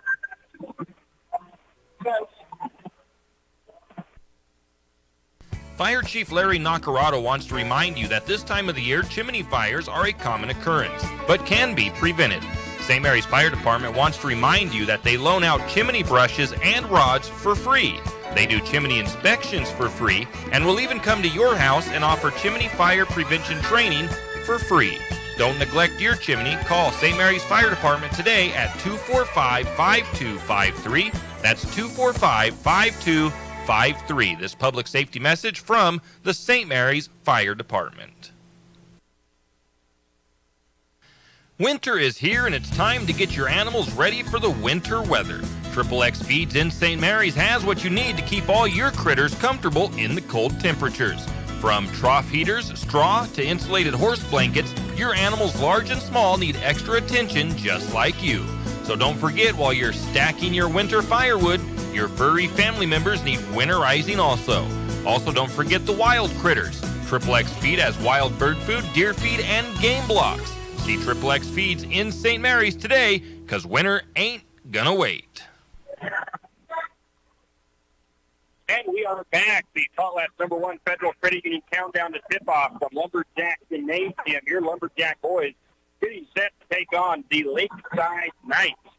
Looking at the Lumberjacks as a team, they're averaging 53% shooting from the field so far this season, 17% from downtown, 54%, 60% actually.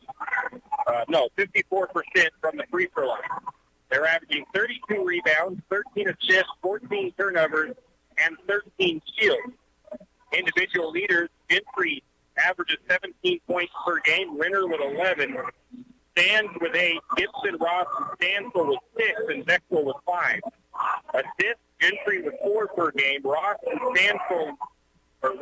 3 per game, Stansel and Gibson with 2 per game.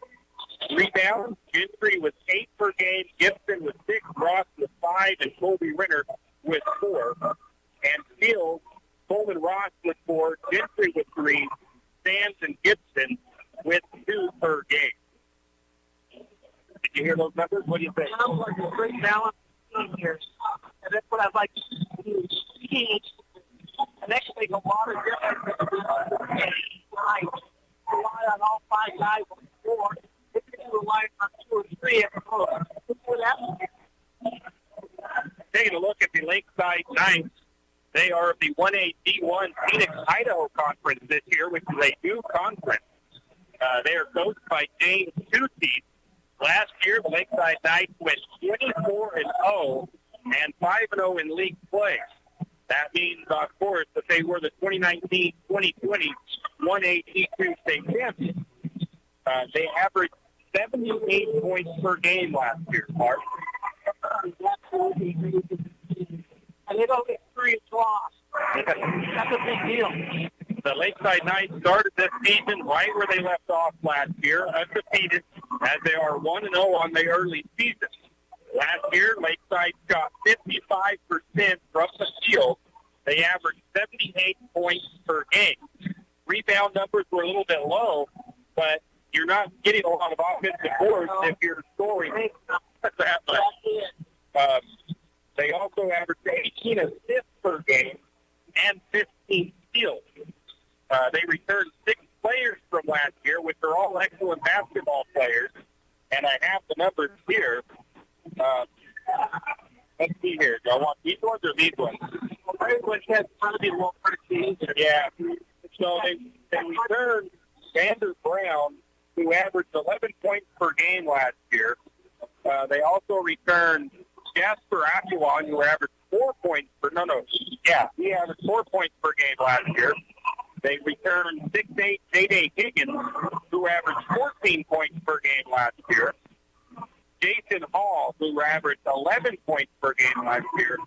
Kenyon Spotted Horse, who averaged 16 points per game last year. And Christopher Matt, who averaged 4 points per game last season. It comes from 12 to 1 guys on, someone else. Yeah. The guys who graduated with him at White, who averaged 7. Alan Tucci, who averaged 15 points per game. And Devin Arroyo, who averaged 1 point per game last season for Lakeside. They're ready to just take off and get this guy to their league. Stay at 1A. So, average double digits per game. Like I said, they also have the 6'8" post player, Day-Day Higgins, which some of that might be hair. We'll just wait to see what happens. Yeah. So if the Knights have any weakness this season, it could possibly be that they don't have a lot of depth. They have 9 players on their roster.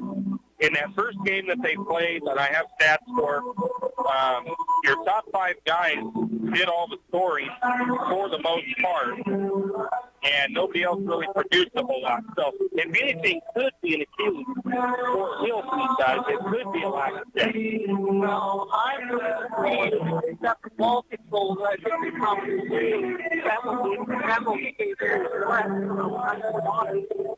That is the case. They just go back in the zone. I think they shoot outside, which is that much. Yeah.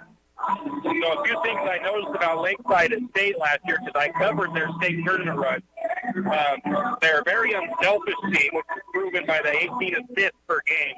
They're also a very high-energy team that likes to run the floor. They love the fast break. And they utilize it. Great looking athlete. Yeah. And they utilize that fast break to try to wear down their opponents, obviously. The only thing I can say about tonight's game, though, is that the Lumberjacks are going to have their hands full in trying to slow the Knights down and keep it in their pace. One of the things that's very like have that they don't get the depth factor is, first you bring in about 3 to 5 other players that will make contributions. And I think he's supposed to be the quarter. The team might set in, that might get taken into the chance with the team. So the Lumberjacks tonight, they've only faced off 3 times since 2010, 2011. The Lumberjacks have won all 3 of those meetings. In 2014-15, St. Mary's won 73-60. In the 15 and 16 season, the Jacks won 67-30 and 60-28. Tonight's game, though, I expect to be a very close game, a high-energy, fast-paced game. With both teams trying to wear each other down. Honestly, I have no idea even what to guess of an outcome for this game. Last year, when Coach State told me they were trying to schedule the Knights for this year, I thought it would be a fun game, but I also thought that St. Mary's wouldn't be able to beat them from watching Lakeside play. But I'm not sure. I kind of have this one marked on my calendar to stop schedule. I'm going to do what I can't be here tonight. If St. Mary's can get Lakeside in some foul trouble, it could help them. Another little interesting cross comparison between these two teams is the head coach for Lakeside was a player for Lakeside when Coach Chase was an assistant for Lakeside. So there's some definite familiarity, I'm sure. Everything got real quiet all of a sudden here as the music went off. You're going to get the Atlanta, or might be it's been the Pledge of Allegiance the last several games.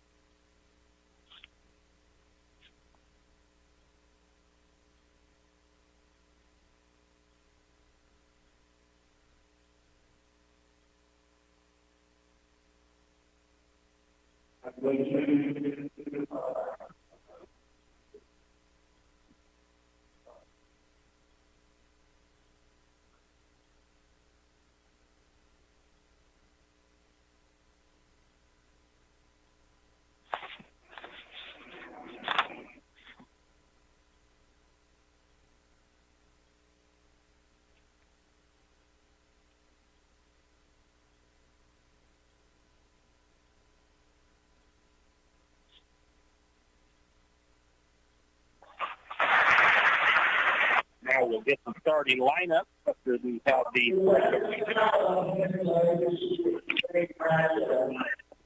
first lineup for the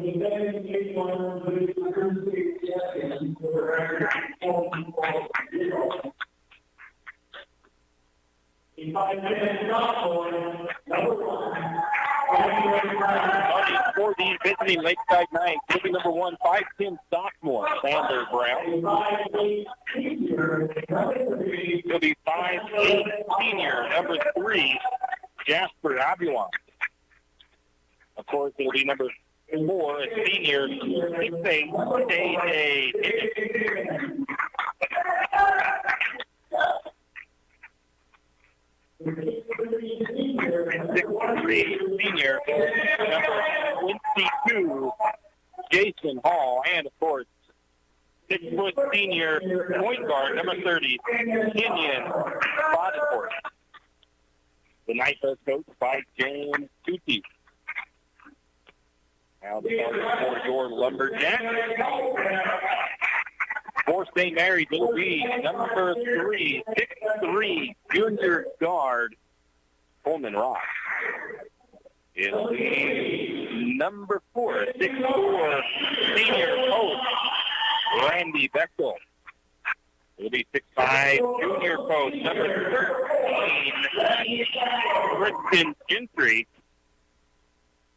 Number 14, 6'3", actually they just listed Gentry as a forward. It'll be 6'3", senior guard, Brent Stansel, number 14. And rounding out the lineup for your Lumberjacks, 6'2", senior guard, senior, number 23, Eli Gibson. Lumberjacks, of course, are coached by Coach Brian Day. And Coach Day, 110 and 35 records of the last 6 years and 2 games. Lumberjacks in their white uniforms will be going from left to right on your radio dial. It'll be Kristen Gentry jumping against Day Higgins at midcourt.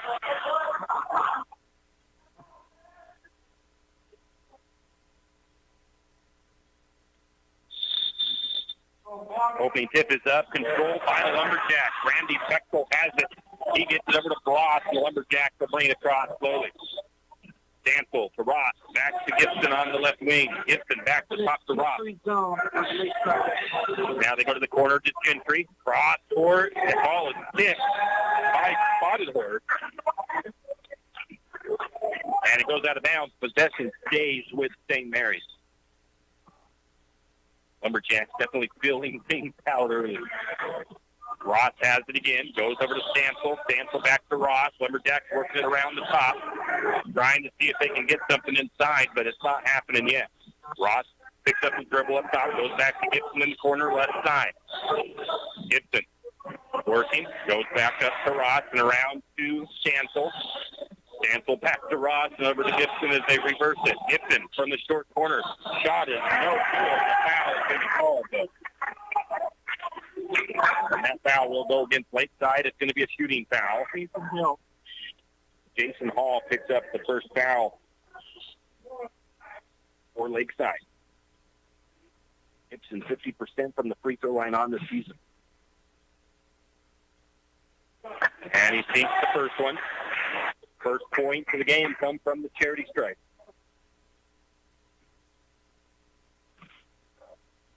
Second shot on the way. That one's short, and it's a rebound by Higgins. Lakeside brings it across. Kenyon Bodenhorst controls it up top. Brings it to the left side, hands it off to Brown. That is Brown. Back up to Hall. Now back into that hand of Bodenhorst. Bodenhorst to Brown. Drives. The ball comes off his foot. St. Mary's has it. Lumberjacks almost turn it back over, and Gentry does turn it over to get a steal by Lakeside. Down to the corner. 3-point shot on the way. That is good. And that was Jasper Abulon.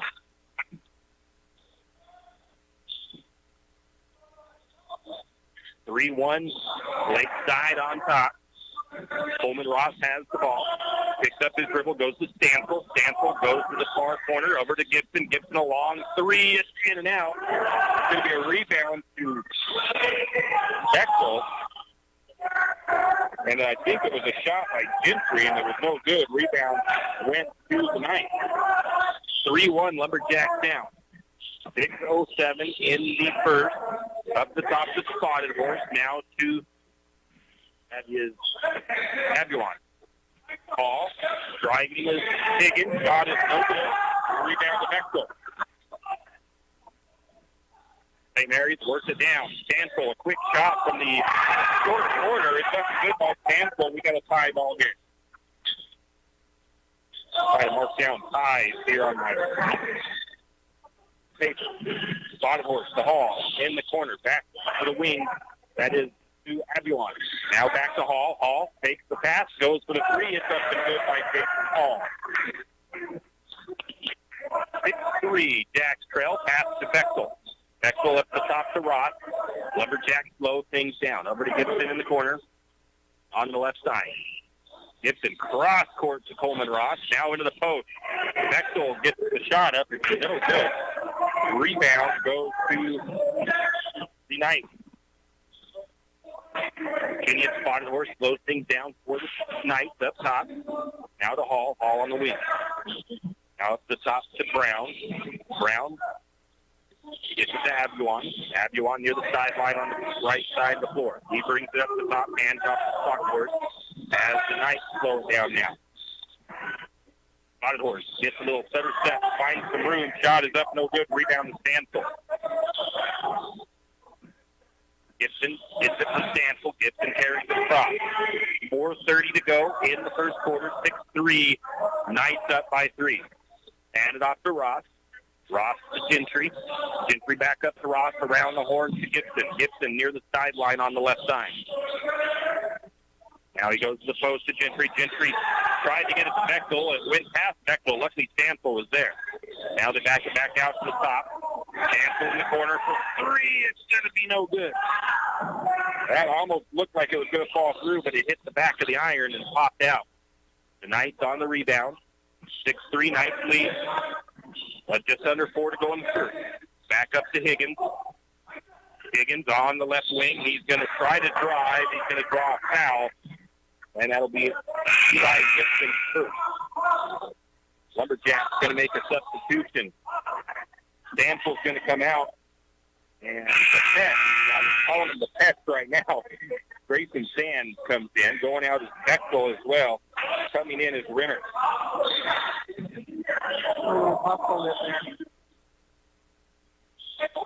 Lakeside yet to make a sub.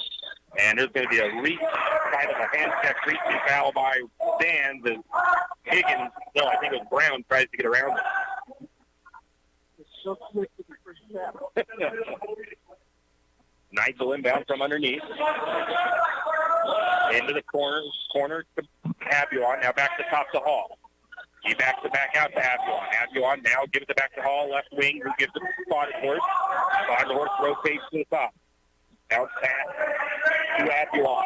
Right side. Now they look in. Good ball movement. Day-Day Higgins in the paint. Shot is no good. Rebound goes to Renner. Gibson controls it across down the left side for St. Mary's. He gives it to Gentry. Right back to Gibson. Gibson near the midcourt circle. Now over to Ross. Right back to Gibson.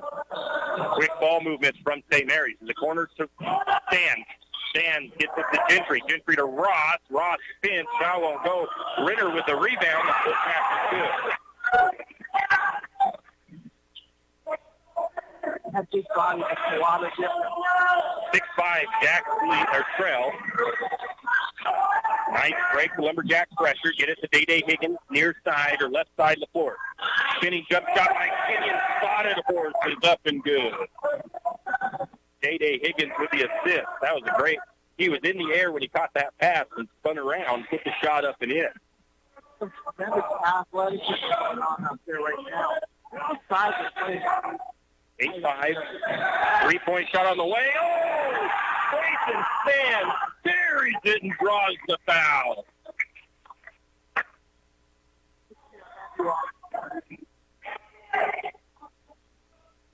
That'll send Sands to the charity strike.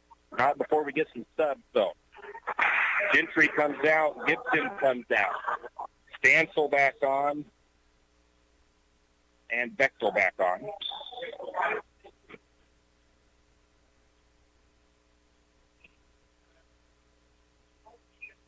Sands to the free throw line. He buries the bonus. 9-8 St. Mary's. I think that's Stan's first free throw, trip to the free throw line. The Lumberjacks take the lead. 9-8, ball loose. Bechtel, I think, with the steal. And they get a nice run out. They get it to Stan. Who said that to Stan? Don't remember? Don't say Rob. 11-8, Lumberjacks lead. Knight have the ball. Spotted horse up top near the circle. Over to Hall. Hall to the corner to Brown. Brown for three. It's long. Rebound to Stan. Bechtel to Stan. Stan carries it across. Stan's up top. Swings it over to Ross in the corner. On the right side. Back to the top to Stansel. Stansel goes off to the corner to Stan. Stan for three. It's good. And a foul. Oh, my goodness.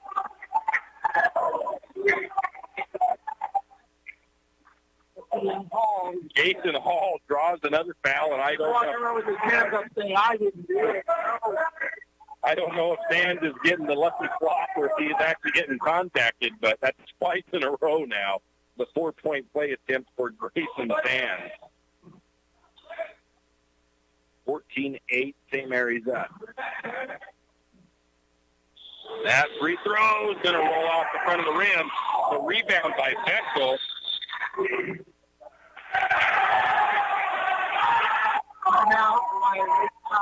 Bechtel couldn't get a shot to go. The rebound went to Lakeside. Lakeside quickly took a timeout. 14-8 is the score. St. Mary's up.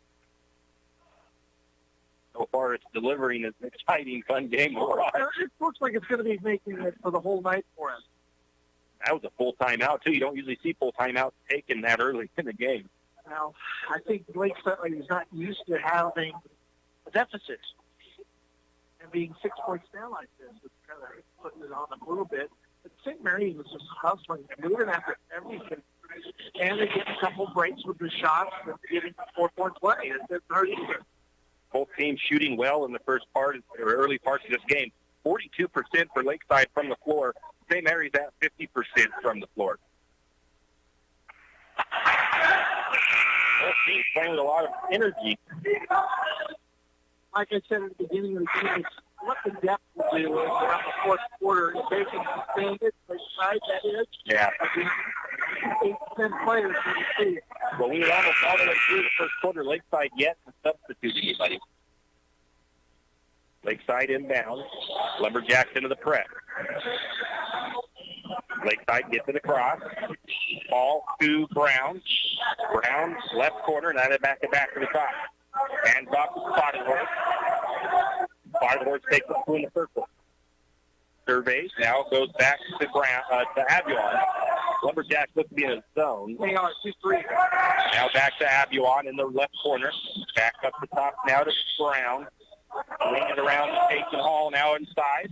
Back out to the top. Spotted Horse, little head fake, kicks it out to Hall as he tried to drive. They move it back around the horse. Driving, shot up. It's not going to go. Stansel with the rebound for St. Mary's. And we have a whistle and a foul, I guess. Foul trouble this week. That one is on Spotted Horse. Ross comes out. Renner comes out. Gibson in for St. Mary's.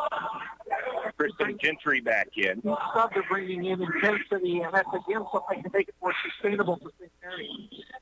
St. Mary's with the ball. 30 seconds on the clock, first quarter. Grayson Sands looks into Bechtel, back to the top. 3-point shot on the way by Stansel. Just off the mark.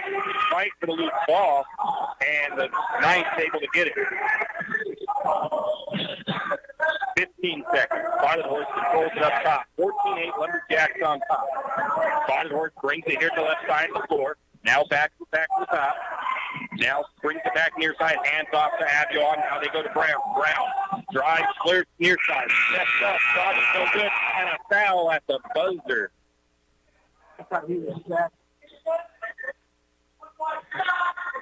That foul will go against Grayson Sands, his second. That'll send Brown to the free throw line for two. 63% free throw shooter as from last season. First free throw is up and good.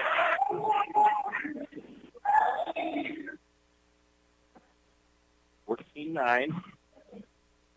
Next shot on the way. That one, going to fall off the side of the rim, no good. First quarter comes to an end. St. Mary's leads 14-9. We'll be back in 30 seconds. The holiday season is coming quick. Start your holiday shopping today at Timber Country and the Country Fair in St. Mary's. Timber Country is loaded with deals on hunting clothes, workwear, and much more, including brands like Carhartt. Over at the Country Fair, they have great deals on fall fashion, clothes for all ages, and lots of toys priced for the holiday season. That's Timber Country and the Country Fair located on Main Street in St. Mary's, your one-stop shop for holiday cheer. And remember, support your local businesses. And we are back. 14-9. Second quarter. Lumberjacks up. Game is delivered so far as energy. That was one of the fastest stories I've ever been a part of in a while. On the floor for Dan, Bechtel, Gentry, Stansel, Gibson. And we do have a substitution finally for Lakeside as Christopher Matt comes on the floor. I think that's the only sub they've made to start the second quarter. Spotted Horse controls it for Lakeside. Bounce past to Brown on the right side. Gets it in the low post to Higgins. Higgins is double teamed, and the defense backed off him for a second. He gave him a look, and he puts it up and good. 14-11, St. Mary's up. The biggest lead that St. Mary's has had was 6 points. Lumberjacks almost turned it over, but Stansel able to save it back into Gibson. Gibson near the midcourt circle. A zone, it looks like, from Lakeside. Over to Gentry on the right wing. Back to Gibson as they work it around the horn again. Now back to Gibson. Right back to Stan. Stan buries another three. This one from the wing on the left side. He's 3 for 3 from downtown. 17-11. Back to the 6-point lead. A travel on Brown.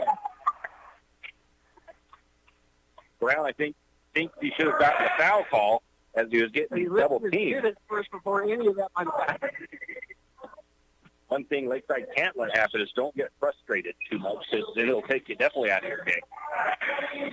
Gibson has it for St. Mary's up top. Bounce past Gentry in the right side. Back to the top and around the horn. Over to Sands. Sands has the hot hand from the left side right now. Down the corner to Bechtel. Bechtel cross court to Gibson. Gibson's going to drive. Back out from the free throw line. It's a screen from Stansel. Doesn't go too far with it. Finds Sands. Sands for 3. That one's no good.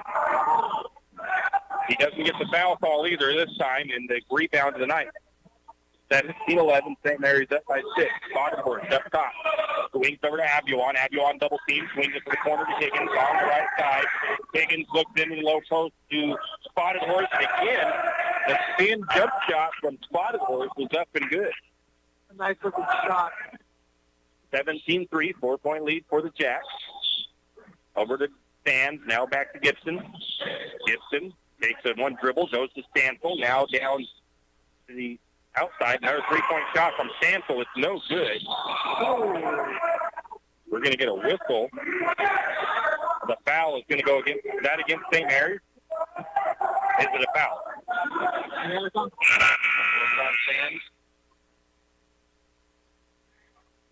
Sands with 3 fouls now.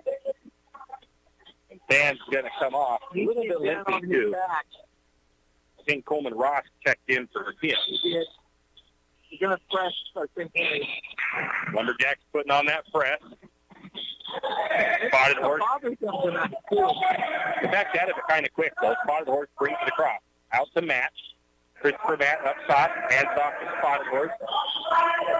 Spotted Horse between the circles. Goes over to Higgins. Higgins back to Spotted Horse as they still work outside. Spotted Horse trying to spin his way into the paint. Can't get around Gentry.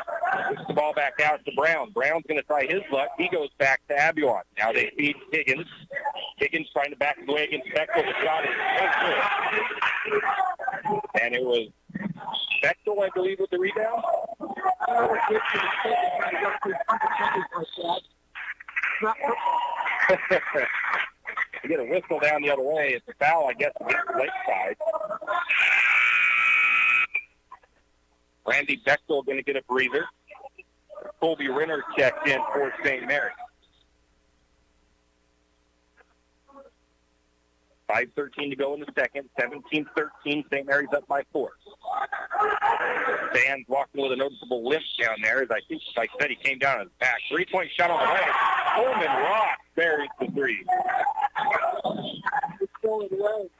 There was an assist there for St. Mary's. I didn't see who passed it out to Ross.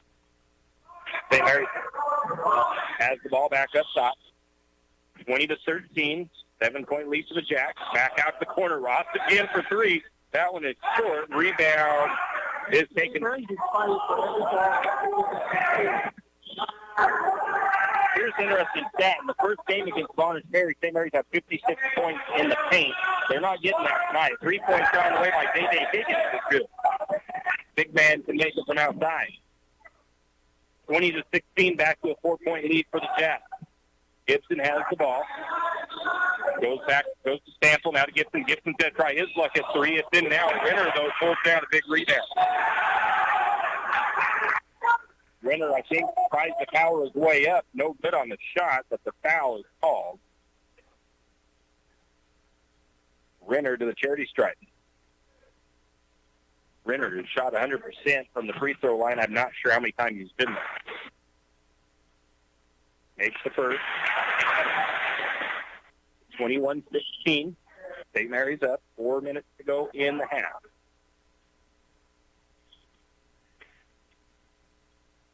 Shot number 2 on the way. That one is good as well. Renner with a nice touch at the charity stripe. 22-16. St. Mary's up. Lakeside bringing it down. Spotted horse to Matt. Matt to Brown. Brown works his way to the corner on the right side. Picks up his dribble, goes back to Spotted horse. Spotted horse near the sideline. Now they look to Higgins. Higgins going to work his way in. It's going to be a cross with a block. Gentry with the rebound.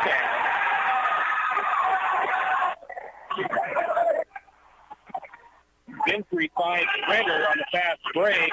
Renner picked it up and good. 24-16, Lumberjacks up. Spotted horse has the ball between the circles. Now goes to Day Higgins. Higgins, little fake jump shot. Gets it into Brown. Brown steps into the paint. Can't get open. Shot from the corner from Abuon is no good. And the ball comes into Renner's hand. 24-16, Lumberjacks want to make another opportunity here to put some more points on the board. Ross to Gibson. Gibson up top. Back to Ross. Now they're going to try to feed it inside. Ross turns that one over.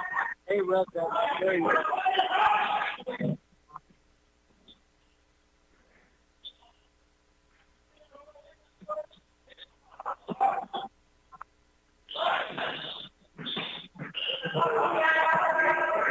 St. Mary's shot is up. It's no good from 3-point range. Gentry with the rebound. Foul, I believe, against Lakeside. Oh, it was on St. Mary's. They carried the ball. Oh, travel. Gentry's going to come out after that. Bechtel comes in, and we get a timeout taken. 2:43 to go in the half. Jacks are up 24-16. We'll just keep it right here. So far, this has been entertaining, and I'm surprised St. Mary's is a very solid team this year. And as is every year, at least that way. But it's a very good Lakeside team right now. Yeah. 24-16. Turn my mic up just a little bit, see if it'll help on the NFL side. But I can't do much with their mic. Their levels are not turned up right.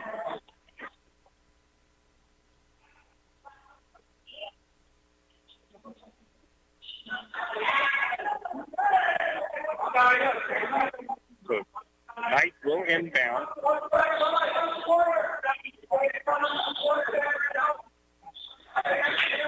Knight get it in. Kenyon spotted horse has it. Works his way to the top. Now bounce past the corner to Brown. Brown on the right side goes back to spotted horse. Now back to Brown. Brown feeds it into the low post to Higgins. Higgins double team. Instead of spotted horse who is cutting, we're going to get a whistle and I think a foul against St. Mary's. That might be against Coleman Rock.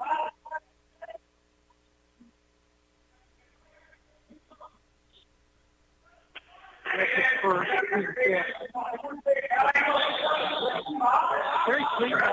Irish inbound, or Lakeside inbound.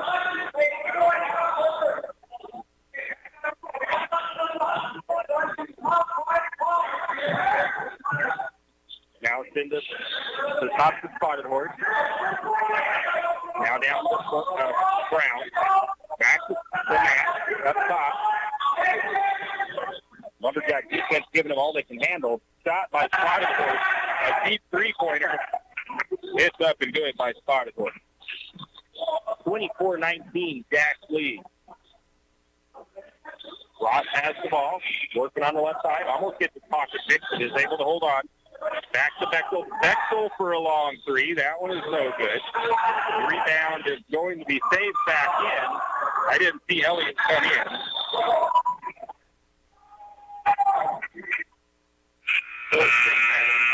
That changed.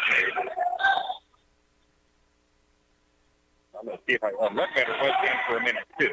So let's see who we got on the floor there. Elliott, Gibson, Ross. Got Bechtel, I think, in there. Gentry went back in, didn't he? Yeah, Gentry's down there.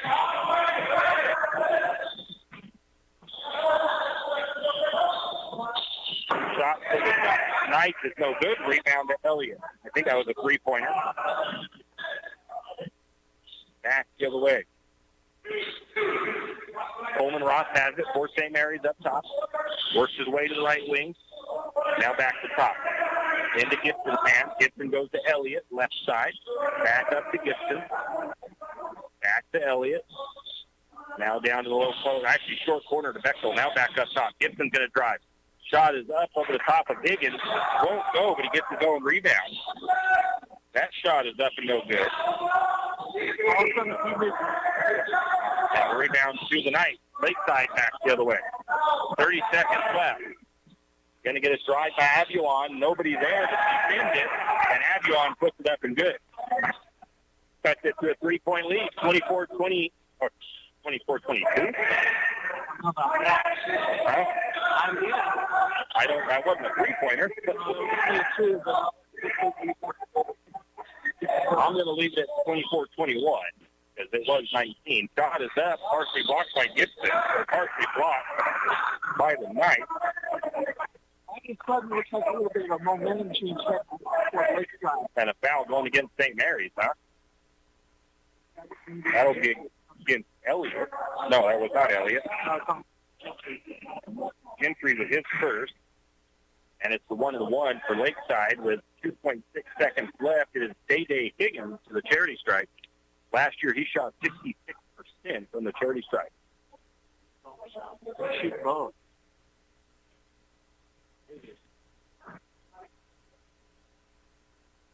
First free throw is up and good.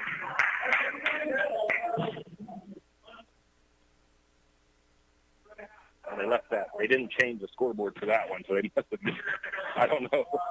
Waited until the next free throw. Next shot is out. That one is no good. The shot at the buzzer is no good. The referee says it was not shot time.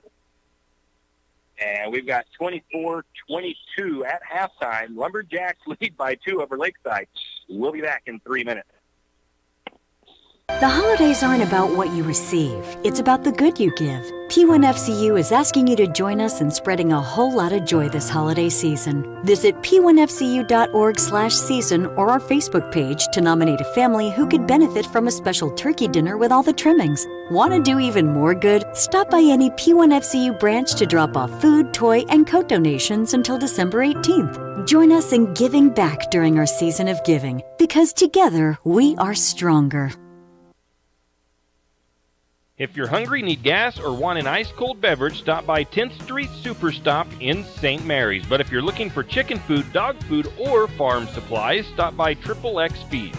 That's right, 10th Street Superstop has you covered if you're looking for a tasty, fast breakfast in the morning, a hot lunch at noon, or a tank of gas and an ice-cold drink from their large selection of beverages.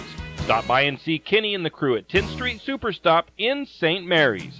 If it's farm supplies and pet feed you need, go see XXX Feeds. That's 10th Street Superstop in St. Mary's. Brent's Electric is a family-owned and operated business right here in St. Mary's. With 36 years of electrical experience, Brent's Electric has been serving all of North Idaho since 1996. From new construction to renovation, Brent's Electric can help. Give them a call today at 208-245-5725. That's 208-245-5725. Brent's Electric in St. Mary's. Do you have a hazardous tree on your property? Do you need some trees or brush removed in preparation for a home or shop? You need to call Andy's Arbor and Site Clearing. Andy's Arbor and Site Clearing specializes in the removal of dangerous trees, pruning, thinning, and chipping.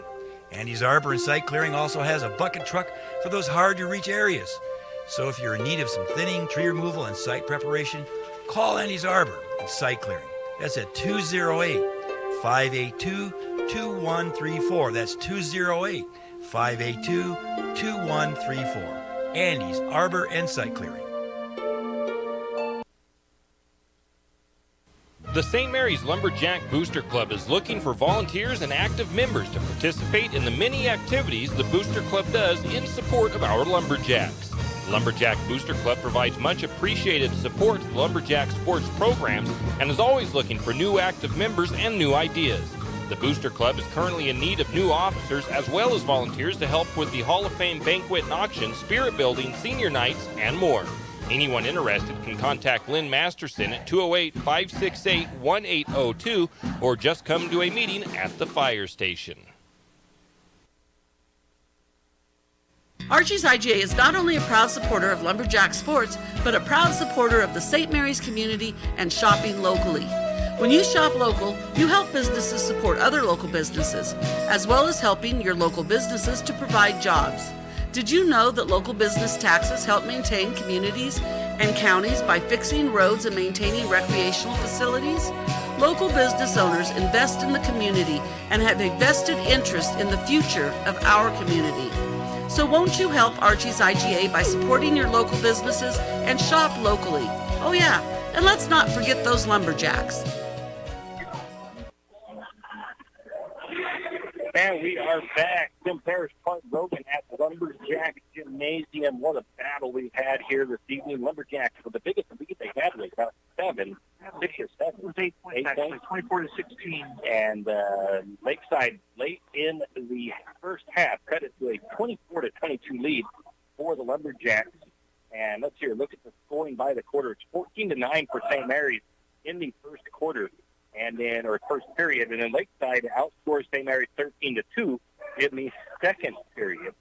Both teams shooting well. St. Mary's was actually St. Mary's number dropped quite a bit. They were shooting around 50%. They are down to 34% from the field. 44% for Lakeside. Three-point shooting, Lakeside is 4 of 8 for 50%. St. Mary's 4 of 12, 33%. Free throws, Lakeside at just 50%, 2 of 4. St. Mary's 4 of 6 for 66%. Rebounding, St. Mary's with 16, Lakeside with 12. 1 offensive rebound for the night, 6 for St. Mary's. Defensive rebounds, Lakeside has 11, St. Mary's with 10. 4 assists for the Lumberjacks, 1 assist for the night. Steals, 2 steals for Lakeside, 1 steal for the Lumberjacks. Each team with a blocked shot or 2 on the game. I don't really keep good, close track of those. Turnovers, not too bad, only about 4 for each team. Personal fouls, each team was 6. Actually, St. Mary's ended up with 7.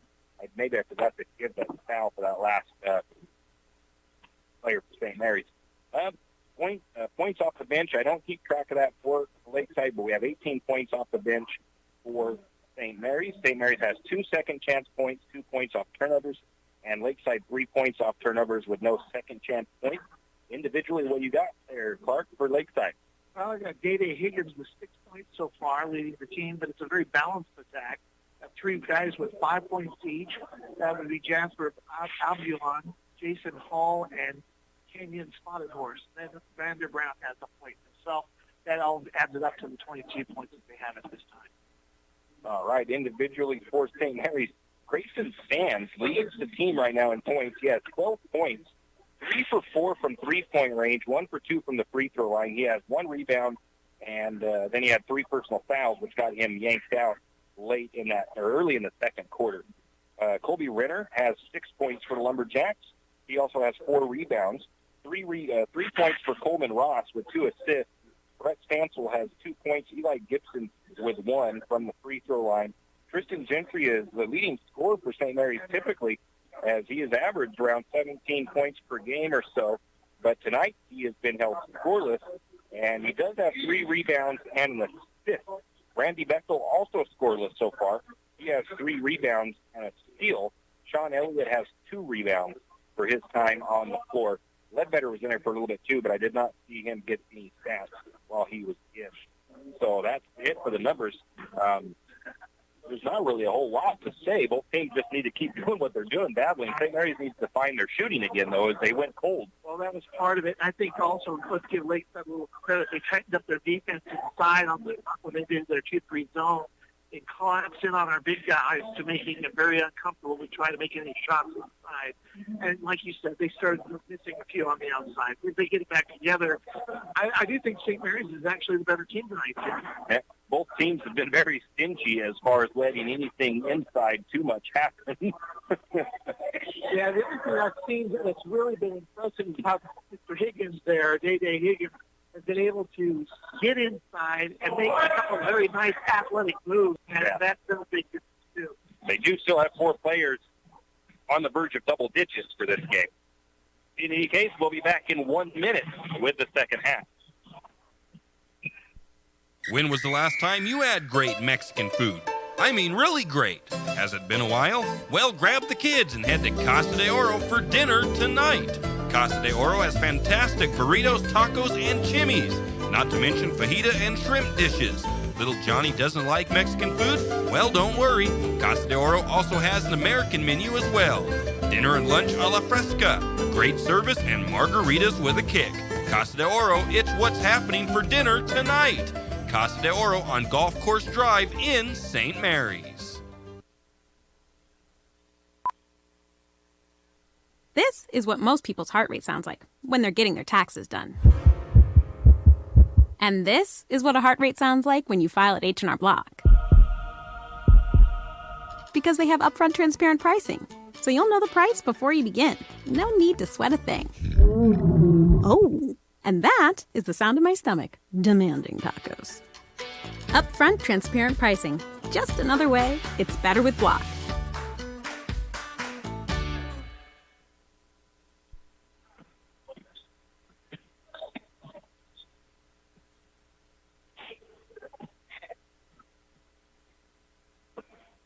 And we are back. We are. Kind of, sort of. We got about 20 seconds left, so we get started here. And the Knights get out here, and they are warming up. St. Mary's had already warmed up. And one of the things I also saw is I think that St. Mary's, to do the selective pressing and trapping at the times that they do, I've seen Lakeside look a little panicky when they've had the ball. So let's see here. For those listening, I don't know if panicky is an actual word. Well, it seemed like the Lumberjack defense at one point was starting to kind of frustrate Lakeside and made them get that fidgety kind of. The Lumberjacks have the original starting 5 on the floor, as does, I'm sure, Lakeside. St. Mary's with possession. They are now coming to the near side. St. Mary's has the ball up top, down the corner to Ross, back to Gibson. Gibson still working up top, works his way to the right side of the floor, guarded by Brown. He goes back to Ross. Ross gets a screen, thought about a shot, picks up the dribble, goes to Gibson instead. Gibson penetrates, drives through, tries to get around Higgins. The shot is up, no good. Stanfield, though, gets the rebound. I don't know what it is about Stanfield. He just seems always put his hands on the ball really well. And Stanfield puts it up and in. Spotted Horse has it for the night. Bounce pass to the corner. That is to Abuon. Now they look at Brown. Brown works his way in. Kicks the ball back out because he was covered. Spotted Horse for three. It is long. Rebound to Bechtel. Bechtel beats it down to Ross. Ross, Gentry trying to look underneath for Stanfield. The ball deflected out of bounds by Lakeside. It'll stay with the Lumberjacks. St. Mary's will inbound from underneath.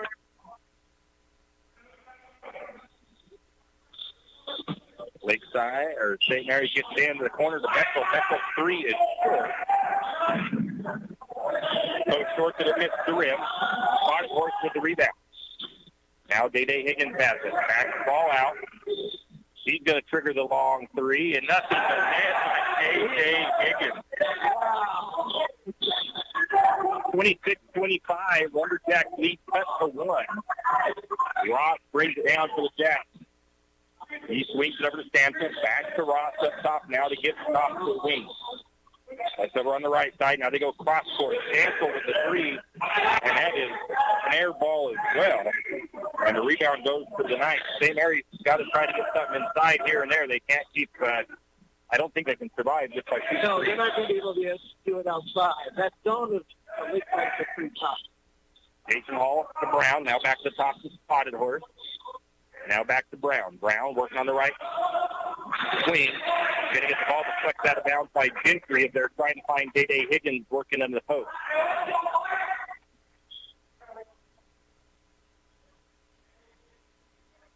Spotted Horse will inbound from underneath for the night. And SMG Photography here with two photographers tonight. Got Jason Ball up top. Bechtel almost pokes the ball away. Mike keeps the ball. Spotted Horse up top. Drives the right side. Penetrates. Shot is up and good. And the Knights retake their first lead. Not the first lead again, but the first lead since the first quarter. And then we get a travel, I believe, on Gibson, and it's a turnover by St. Mary's. 27-26, Knights into the lead. Spotted Horse controls it for Lakeside. He's going to hand it off to Brown as they start a weave up top. Abuon has it. Abuon goes over to Spotted Horse. Spotted Horse left wing, back to the top to Hall. Hall drive. Shot is up, and it falls in.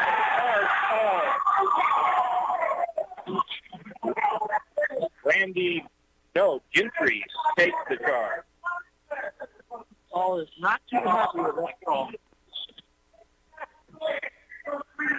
27-26, the score stays the same. Ross brings it down for the Lumberjacks.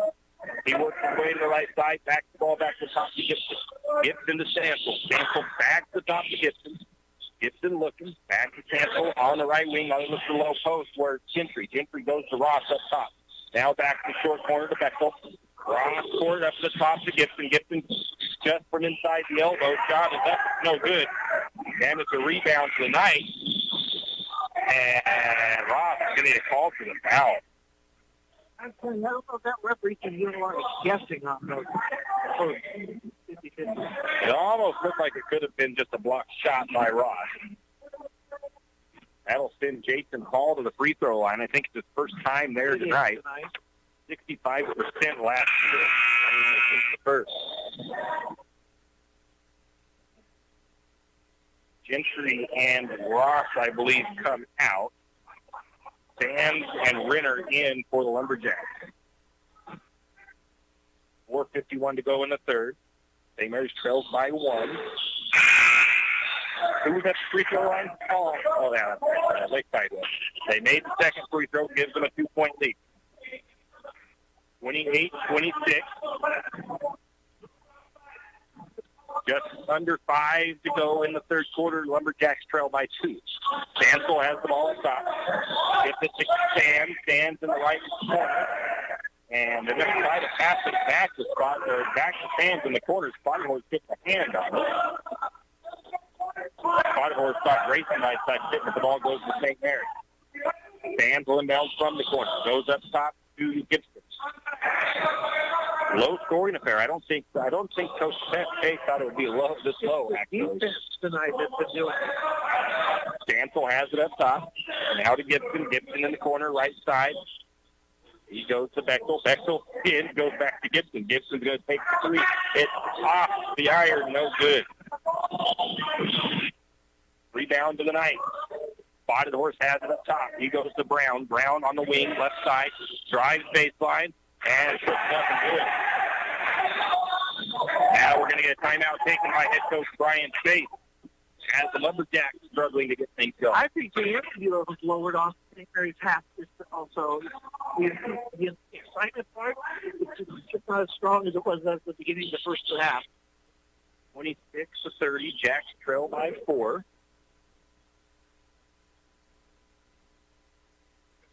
Lakeside on an 8-2 run here in the third quarter. My shooting really has rolled off a lot. Now Lumberjacks down to 31%. Lakeside up to 50%. Lakeside also 50% from downtown.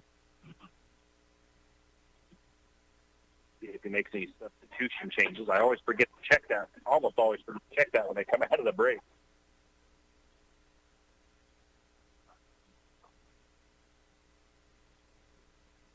Trying to maybe put that down there probably. Yeah, they maybe trying to set up a play that might work to get them off the floor. Lumberjacks down by 4. Defensively, they're strong. They're doing a great job. Ross is back onto the floor for St. Mary's as Randy Bechtel is out.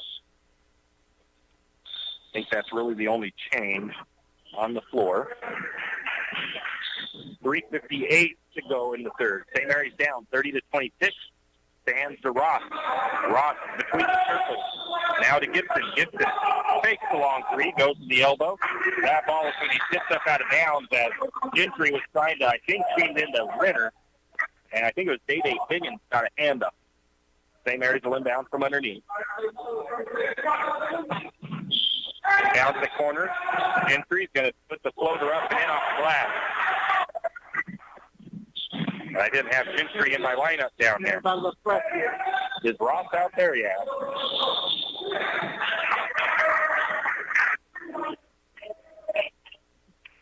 Stankel's got him on the floor. What was the call there? Roll the foul on Ross. So Ross gets his third foul. Ross goes out.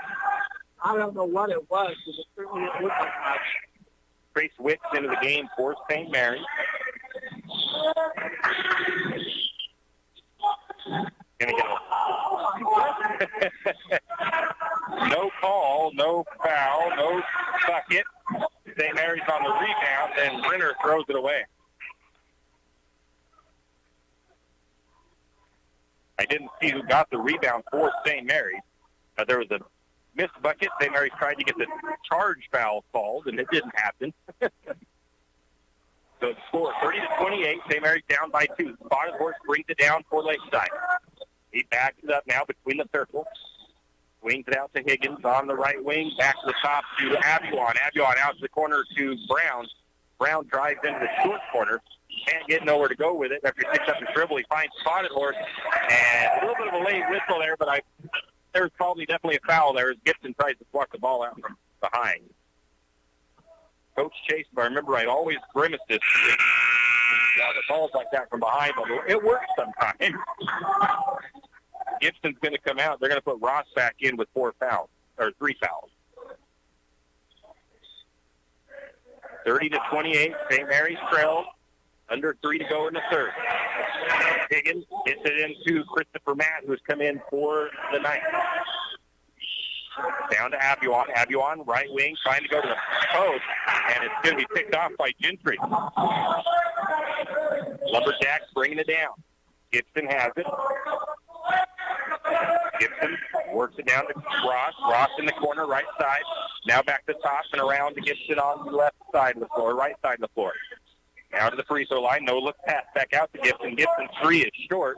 Gibson gets his rebound. Shot is down.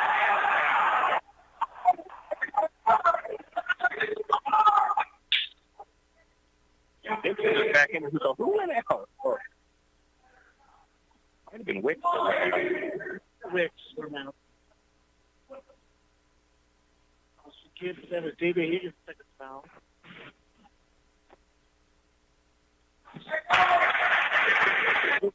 Free throw, now we're probably looking at 31-30 right now. Round the ball. Back out.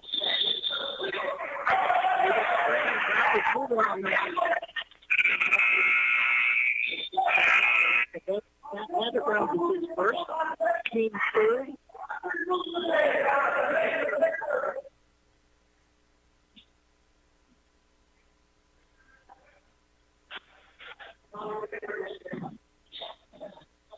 Okay, I'm back. I had to get things squared away here. 31-30, St. Mary's is up with under 2 to go. Lumberjacks with the ball. Gibson has it. Now the Stansel's back into the game, too. Stansel up top. They go to the free throw line to Gentry. Back to the corner to Bechtel. Bechtel takes the one dribble. Can't go nowhere with it. So now he feeds it to Gentry. Gentry's going to put the shot up.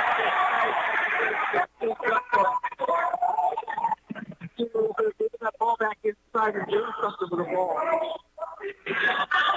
Knights now trail again by 3. We're going to get a foul underneath.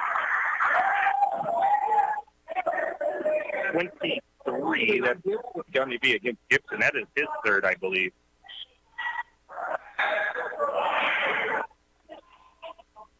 Stansel is back on. Gets the pass in for the Knights up to the top. Abuon has it. Abuon to Brown. Brown up top now. He's working against Gibson. Gets the screen, gets the elbow, and has to go to Spotted Horse, whose shot is no good. From about the free throw line, Bechtel had the rebound, which I don't have Bechtel in here either. Shot is on the way, no good from three-point range. This rebound goes to Gentry. Ross is not on the floor. Bechtel is on the floor.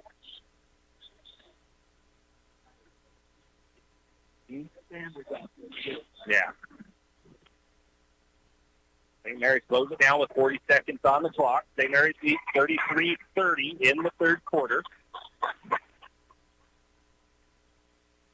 Coach Tate giving signals to his defense, or his offense, I should say.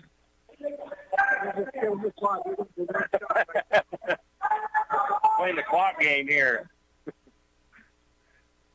Gibson has it in the midcourt circle, smile on his face. Defense is in the zone. Gets the screen. Oh, ball is loose.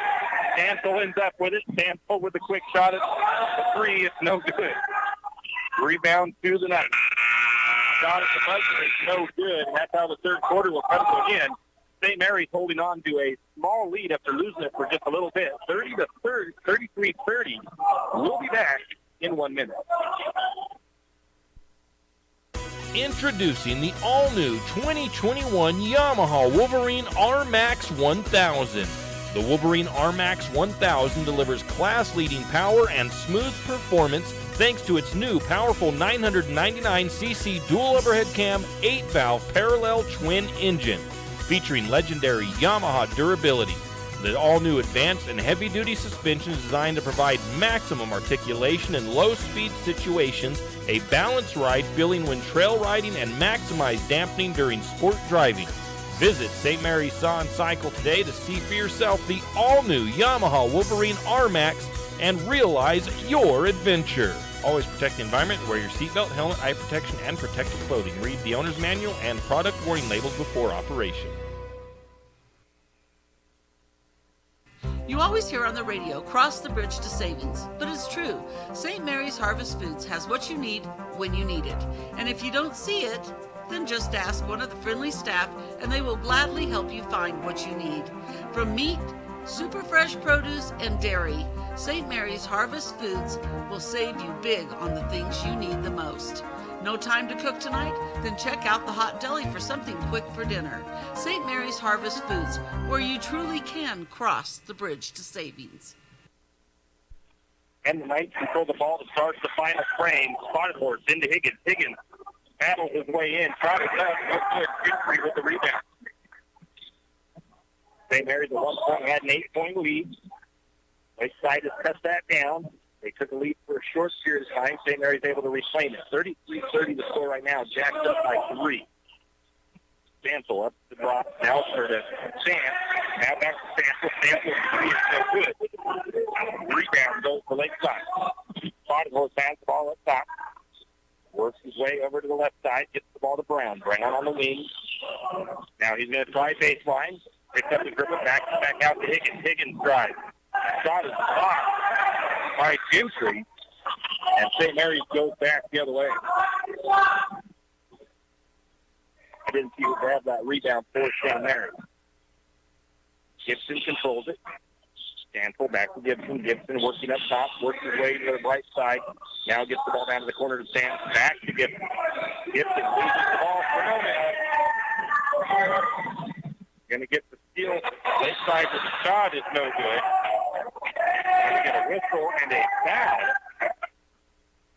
Are they calling that foul against Gibson? Yes, they are. That is Gibson's 4th foul. Gibson will come out, it looks like, as Ross goes back in. Gibson will probably be off for a couple of minutes at least. Inbound pass. Knight working it down to the corner. 3-point shot from Avion. It is no good. Rebound to Bechtel. Bechtel brings it across. Wide open shot. It's not falling some of them for either team.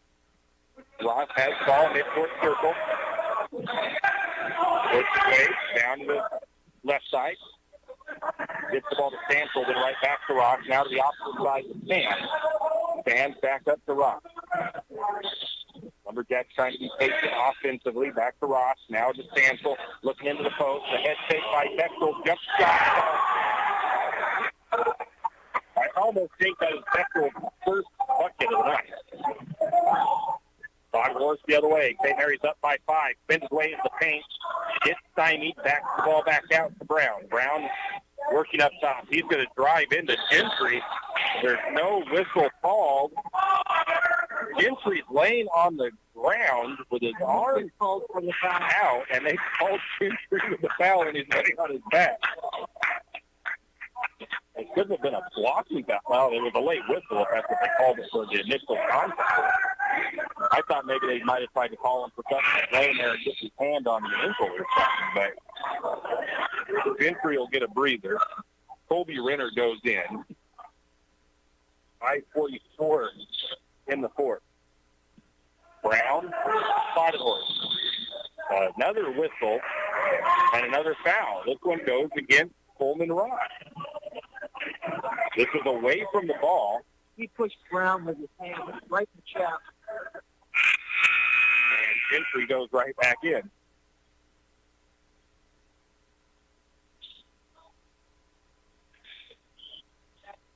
.39 to go. Got several Lumberjacks sitting with 3 fouls. Ooh, foul number 7, too. That'll send Higgins to the free throw line. He makes the front end of the 1-and-1. Now we get a timeout taken by Lakeside with a quick 30-seconder. That was an interesting call on that blocking foul. I don't know. Well, it's been a very hard game tonight. It's just a little sloppy at times. I think the defense has been really good on both sides tonight. That's why you got the score you do, and then some of these open shots just not falling. Lakeside sitting at 39% shooting from the field. St. Mary's at 36%. Lumberjacks 71% from the charity stripe. Like to see that number. Need to continue late in the quarters. Sands, Bechtel, Gentry, Stansel, and Renner on the floor for St. Mary's. Spotted Horse, Brown, Higgins, Abuon, and I think it's Jason Hall on the floor for Lakeside. Second free throw up and good. 3-point lead for St. Mary's, 35-32, 5.5 to go. Grayson Sands playing point guard right now for the Lumberjacks. Has the ball. Goes back over to Stansel. Again, a zone defense for the night. Bechtel has it right wing, cross court to Sands. Sands pulls up, jump shot. It's good from the elbow. Lumberjacks back to a 5-point lead. If you can maintain that lead, it's good. Nice. Oh, great move by Spotted Horse. Renner tries to step in front to maybe draw a charge. Renner can't get set. That was just such a nice little first move there by Spotted Horse. Renner gets the foul, and Spotted Horse goes to the free throw line. I think it's his first time there tonight. Last year, he shot 55% from the charity stripe. First one's going to bounce around the rim and fall through.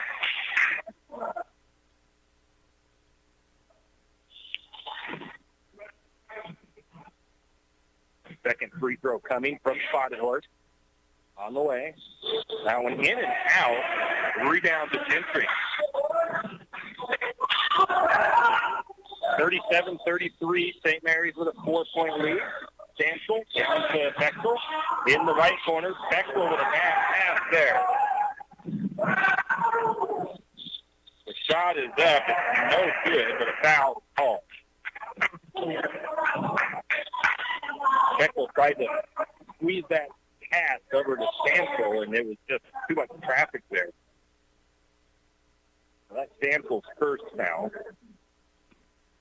And that puts Spotted Horse back to the charity stripe. Dinks the first one. Stansel comes out. Ross back in.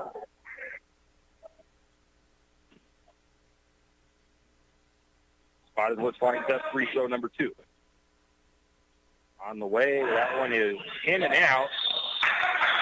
Rebound to Renner, and Renner draws the foul. That's his second. Team fourth.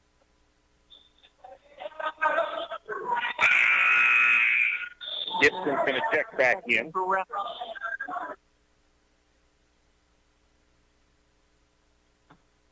47 left. Nice putting on some backcourt pressure now.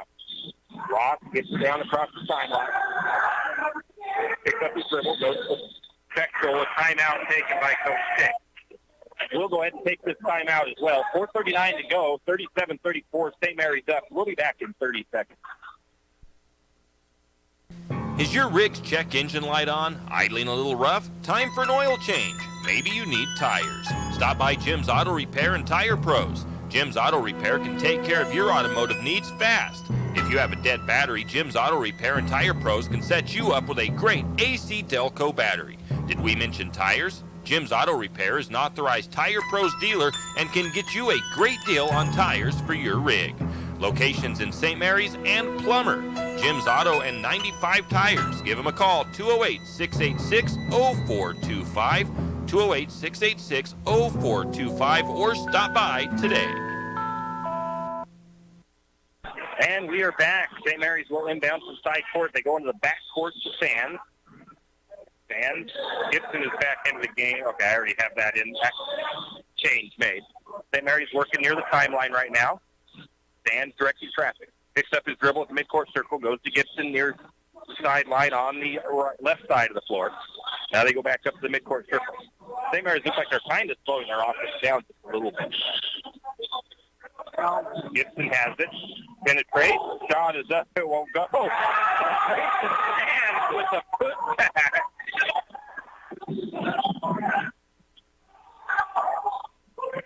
Shot up the other way. No good.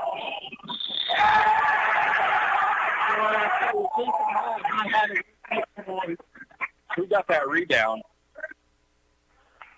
see. It looked like I think it was Gibson. I think it was.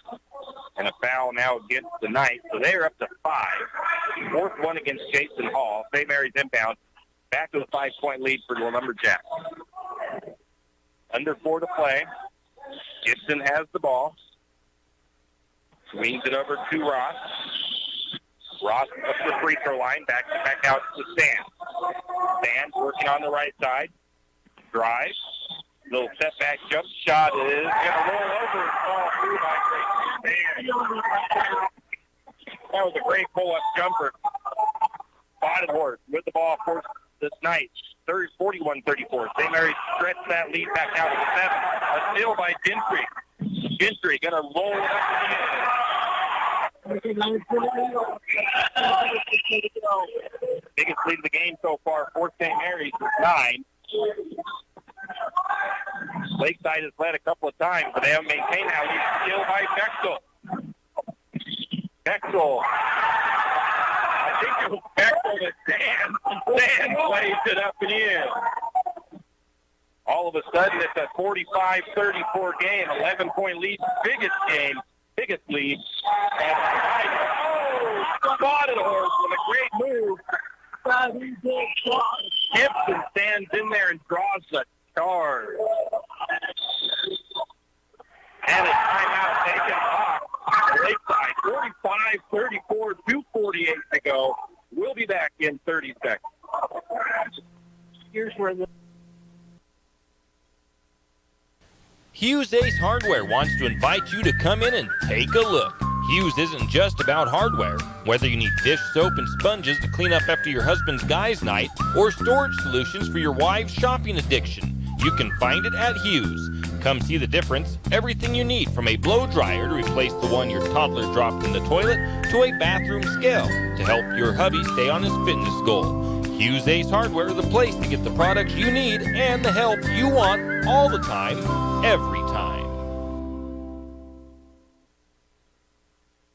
And we are back. 45-34, jacked up by 11. And depth showing to be maybe a bit of an issue here for Lakeside.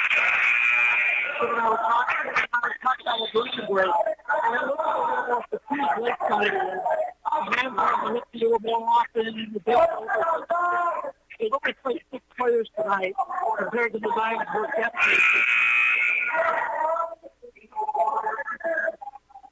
Lakeside, one heck of a team, though. They're very good ball team. Don't take anything from them. St. Mary's will inbound with an 11-point lead. 11 points can go away quickly, though. St. Mary's will have to play their A game. Lakeside with a press. They get the cross. Down the back door. And a foul call. Jason Hall doesn't think he fouled out. Jason Hall fouls out of the game for Lakeside. No, they're actually not going to. Yeah, they are going to call that on Jason.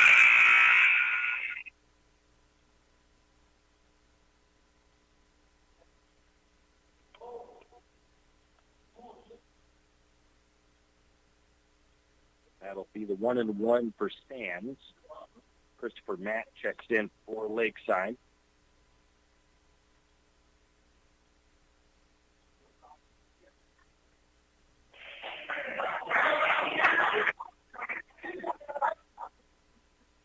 This is a kind of a hard game for me to want to call too. I love watching Lakeside play, and even just from a little bit of time at the state tournament, I hate to see them lose a game. But then again, I mean, really mixed, the Lumberjacks. really mixed feelings here on this one. You know, it's cool to see St. Mary playing so well against the beginning state. It just says a little more about what St. Mary's is this year. I really think they're going to the team. Sands misses the free throw. The rebound wins to Lakeside.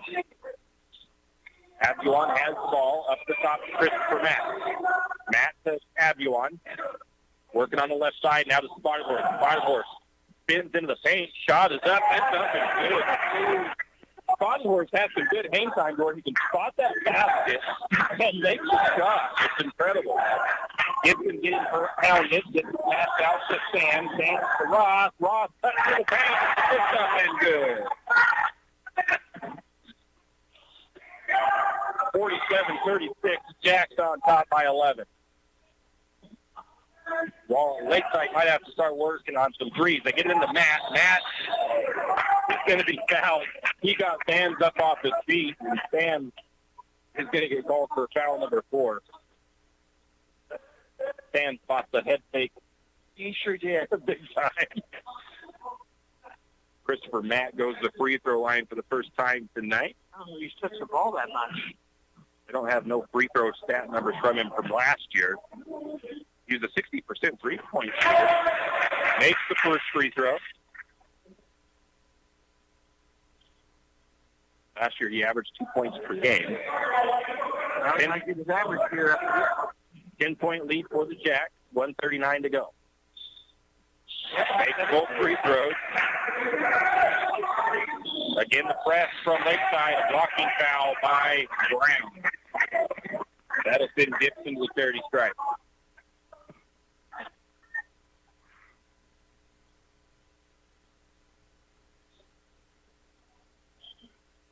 Jasper Brown looks like he's just about given everything he can tonight. He was wore out down there.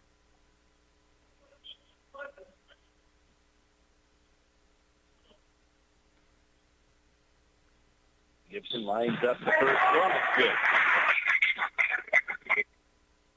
And if all things go well, we get to play these guys a second time this season down in summer. Oh, do we? Yeah. 48-38, 10-point lead. Second free throw on the way. It's up and good. That's an 11-point lead. That's the biggest lead St. Mary's has had. Minute and a half to go. Lakeside with a shot. Was that 3?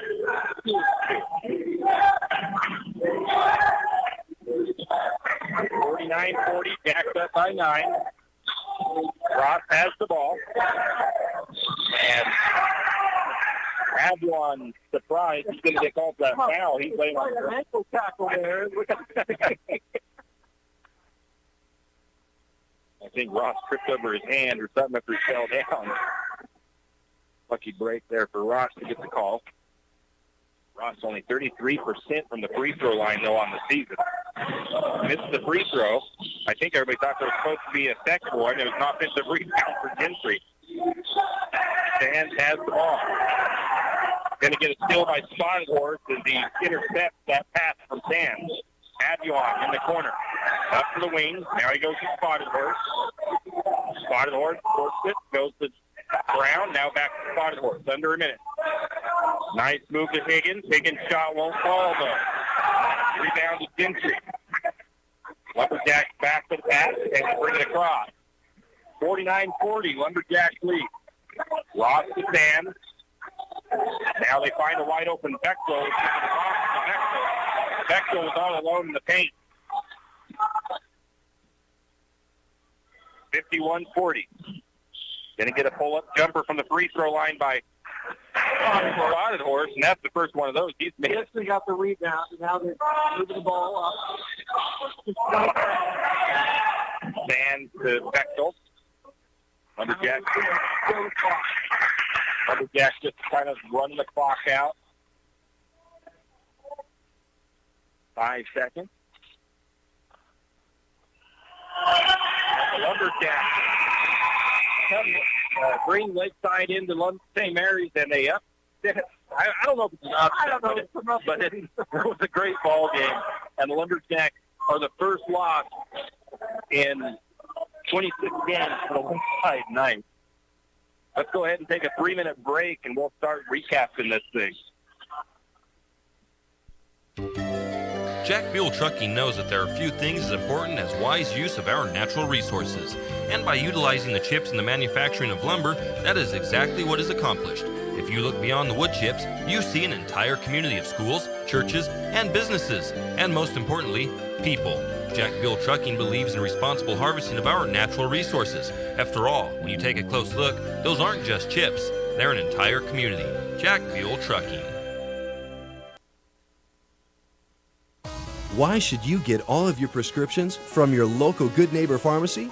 Because over 100,000 patients per year experience serious complications from drug interactions. At Jack's Pharmacy in St. Mary's, your prescriptions are not only filled, but we double check for such complications. You can trust our knowledgeable pharmacists for that extra personalized attention. You're not just a number to us. You are our neighbor. Bring all your prescriptions to Jack's, your good neighbor pharmacy, where you'll receive personalized service and attention. Everyone knows that the timber industry is a huge part of our community. Working in the timber industry requires big equipment. Big equipment requires a special mechanic or custom machined items to repair. Jake's Machine and Repair in St. Mary's is your very own full-service, large equipment diesel mechanic that not only has a full-size shop, but also has a service truck that can come straight to you when you break down in the woods. If you're in need of big truck or big equipment repair, stop by Jake's Machine and Repair at 106 Homer Drive in St. Mary's or call 208-596-8819. 208-596-8819. Jake's Machine and Repair in St. Mary's. Have you ever noticed that some companies are around for decades and you really don't notice them until you actually see them? Kenneth Bechtel Trucking is one of these. Kenneth Bechtel Trucking has been a fixture in St. Mary's for decades and still is a community-involved business. Take the time to thank these entrepreneurs that quietly make it on their own and make our community all the better for it. Kenneth Bechtel Trucking. Give them a call today at 245-7209. Kenneth Bechtel Trucking, a community staple and lumberjack supporter. Good luck, Jacks. Afraid to touch that breaker box? Need some rewiring done? Call the professionals at M&S Electric. With nearly 40 years experience, there's no job too big or too small. From industrial and commercial to residential and service work, M&S Electric isn't afraid. Serving Benoit, Shoshone, Kootenai, and Latah counties, M&S Electric has you covered. Overhead work? M&S can do that too with their bucket truck. M&S Electric, 408 Main Avenue, St. Mary's. Give them a call, 208-245-3890. No job too big, no job too small. We do them all. M&S Electric.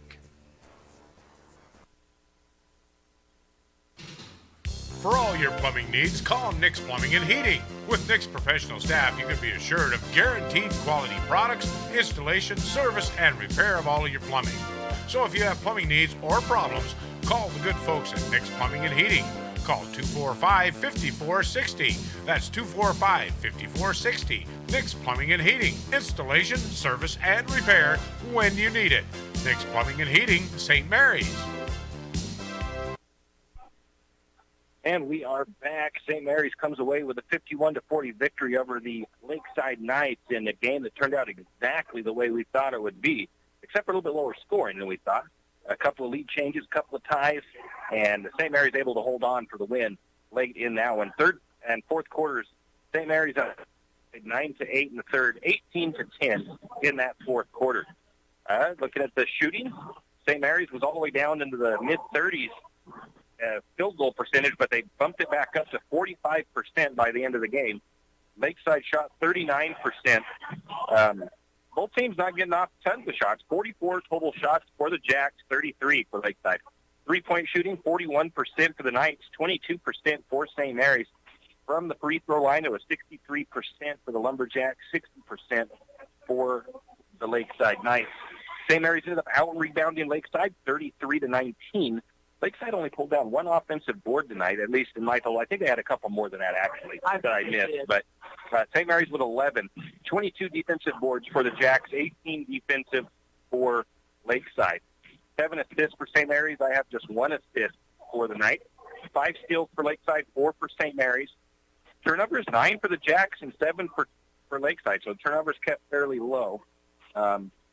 Points off the bench, St. Mary's ends up with 26 points off the bench. So good production from their bench once again. Factor. 8 second chance points for St. Mary's, 8 points off turnovers. The Lumberjacks, with Lakeside not getting a ton of offensive boards, Lakeside had 0 second chance points, and they only had 3 points off of St. Mary's turnovers. Individually for Lakeside, what did you have, Clark? For points tonight, I can tell you it was Spotted Horse with 15 tonight. Then we had Day-Day Higgins with 7 and Vander Brown with 6. Then I see Abuan with 5, Hall with 5, and we had then Christopher Matt came in and got 2 points as well. All right. Individually for St. Mary's, Grayson Sands led the team in scoring. He had 20 points tonight. He also had 2 rebounds and assists. I think he had a steal or 2, but I don't have that on there. Gentry had 6 points. Gibson had 6 points, and Renner had 6 points. 5 points for Coleman Ross, 4 points for Bechtel, 4 for Stansel. Looking at rebounds, Gentry pulled down 8, Gibson with 5, Renner with 5, 7 for Bechtel, 2 for Sands, 3 for Stansel, 2 for Elliott, and I had 1 for the team there because I missed 1 for who it went to. The steals, we had 2 for Gentry, 2 for Bechtel. And that is a look at the individual stats. So let's go ahead and take one more break. We'll take another 3-minute break, and then we'll come back and look at the upcoming schedule. Downstairs. Are your friends and family tired of sleeping with Fido when they visit? Maybe Fido's tired of sleeping with them. Either way, the Pines Motel is there to save the day. With large, spacious rooms, comfortable beds, and even a mini fridge, Fido may get jealous. Save the floor for Fido and call Kevin of the Pines Motel at 245-2545. That's the Pines Motel in St. Mary's. I'm sure your friends and family would appreciate it, and so would Fido.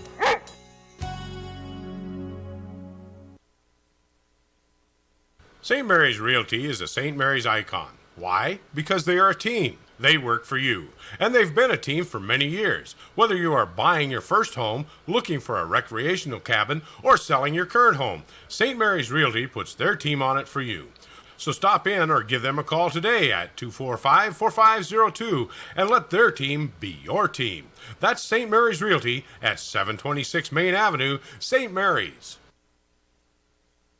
If you have OCD, obsessive coffee disorder, then stop by Shift and Grind, located in the green building right across the street from Jack's Pharmacy. Shift and Grind is a proud Lumberjack supporter and has something for everyone. From regular coffees to lattes, mochas, and more, Shift and Grind will keep your day going. Try a Red Bull infused or Lotus energy drink if you're not a coffee fan.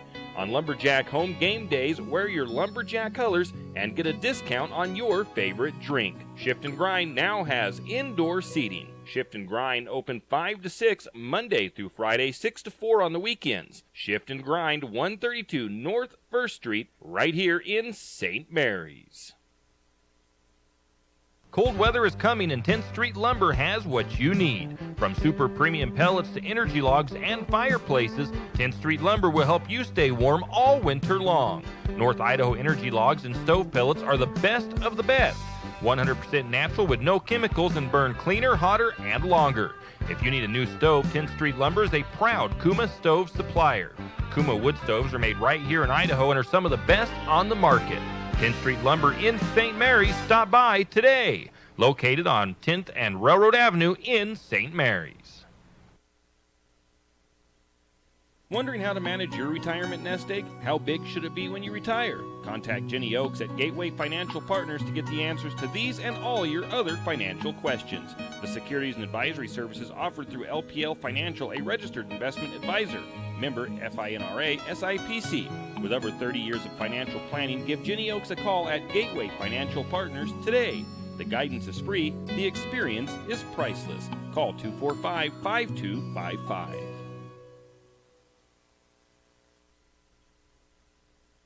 Fire Chief Larry Nacarado wants to remind you that this time of the year, chimney fires are a common occurrence, but can be prevented. St. Mary's Fire Department wants to remind you that they loan out chimney brushes and rods for free. They do chimney inspections for free and will even come to your house and offer chimney fire prevention training for free. Don't neglect your chimney. Call St. Mary's Fire Department today at 245-5253. That's 245-5253. This public safety message from the St. Mary's Fire Department. Winter is here and it's time to get your animals ready for the winter weather. XXX Feeds in St. Mary's has what you need to keep all your critters comfortable in the cold temperatures. From trough heaters, straw, to insulated horse blankets, your animals large and small need extra attention just like you. So don't forget, while you're stacking your winter firewood, your furry family members need winterizing also. Also, don't forget the wild critters. XXX Feed has wild bird food, deer feed, and game blocks. See XXX Feeds in St. Mary's today, because winter ain't gonna wait. The holiday season is coming quick. Start your holiday shopping today at Timber Country and the Country Fair in St. Mary's. Timber Country is loaded with deals on hunting clothes, workwear, and much more, including brands like Carhartt. Over at the Country Fair, they have great deals on fall fashion, clothes for all ages, and lots of toys priced for the holiday season. That's Timber Country and the Country Fair, located on Main Street in St. Mary's, your one-stop shops for holiday cheer. And remember, support your local businesses.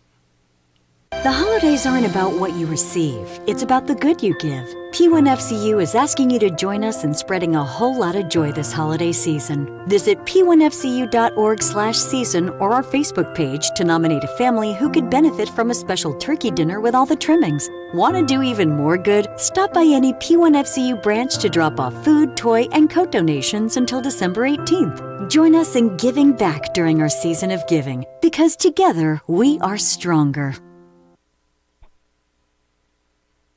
And we are back here to wrap up our game. Lumberjacks come away with a win, 51-40 over Lakeside tonight to improve to 3-0 on the season. Tentative upcoming schedules for you.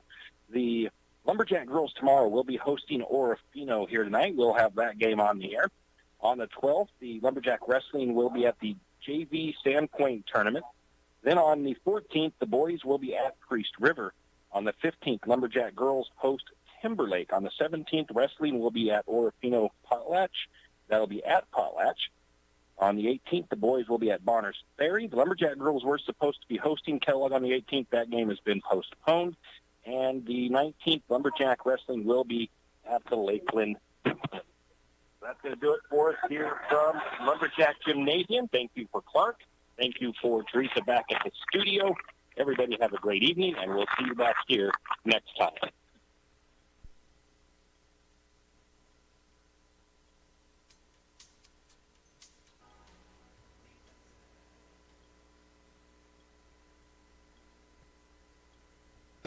We saved serious cash with our Progressive Home and Auto Bundle and used the money to buy a new boat. Who's ready to water ski? This is not a real testimonial. Sure, customers can save big money with Progressive, but not enough for a new boat. They'll probably spend it on rent or gas money or maybe one of those little plastic wading pools for the yard. Ahoy there! Is what the captain might say. On the toy boat. In your wading pool. Progressive Casualty Insurance Company and Affiliates. Notice lately how empty everything is? Empty streets, empty stores, empty schools. But I'm trying to change these empty times by being full of gratitude. Gratitude means saying thanks to the garbage collector, the medical providers, and all those who are helping every day. Things may appear empty around us, but when we're filled with gratitude, nothing is completely empty inside us. Gratitude is in you. From PassItOn.com. This is KOFE St. Mary's, AM Radio 1240. Perk up your day with Coffee Radio 1240 Classic Hits.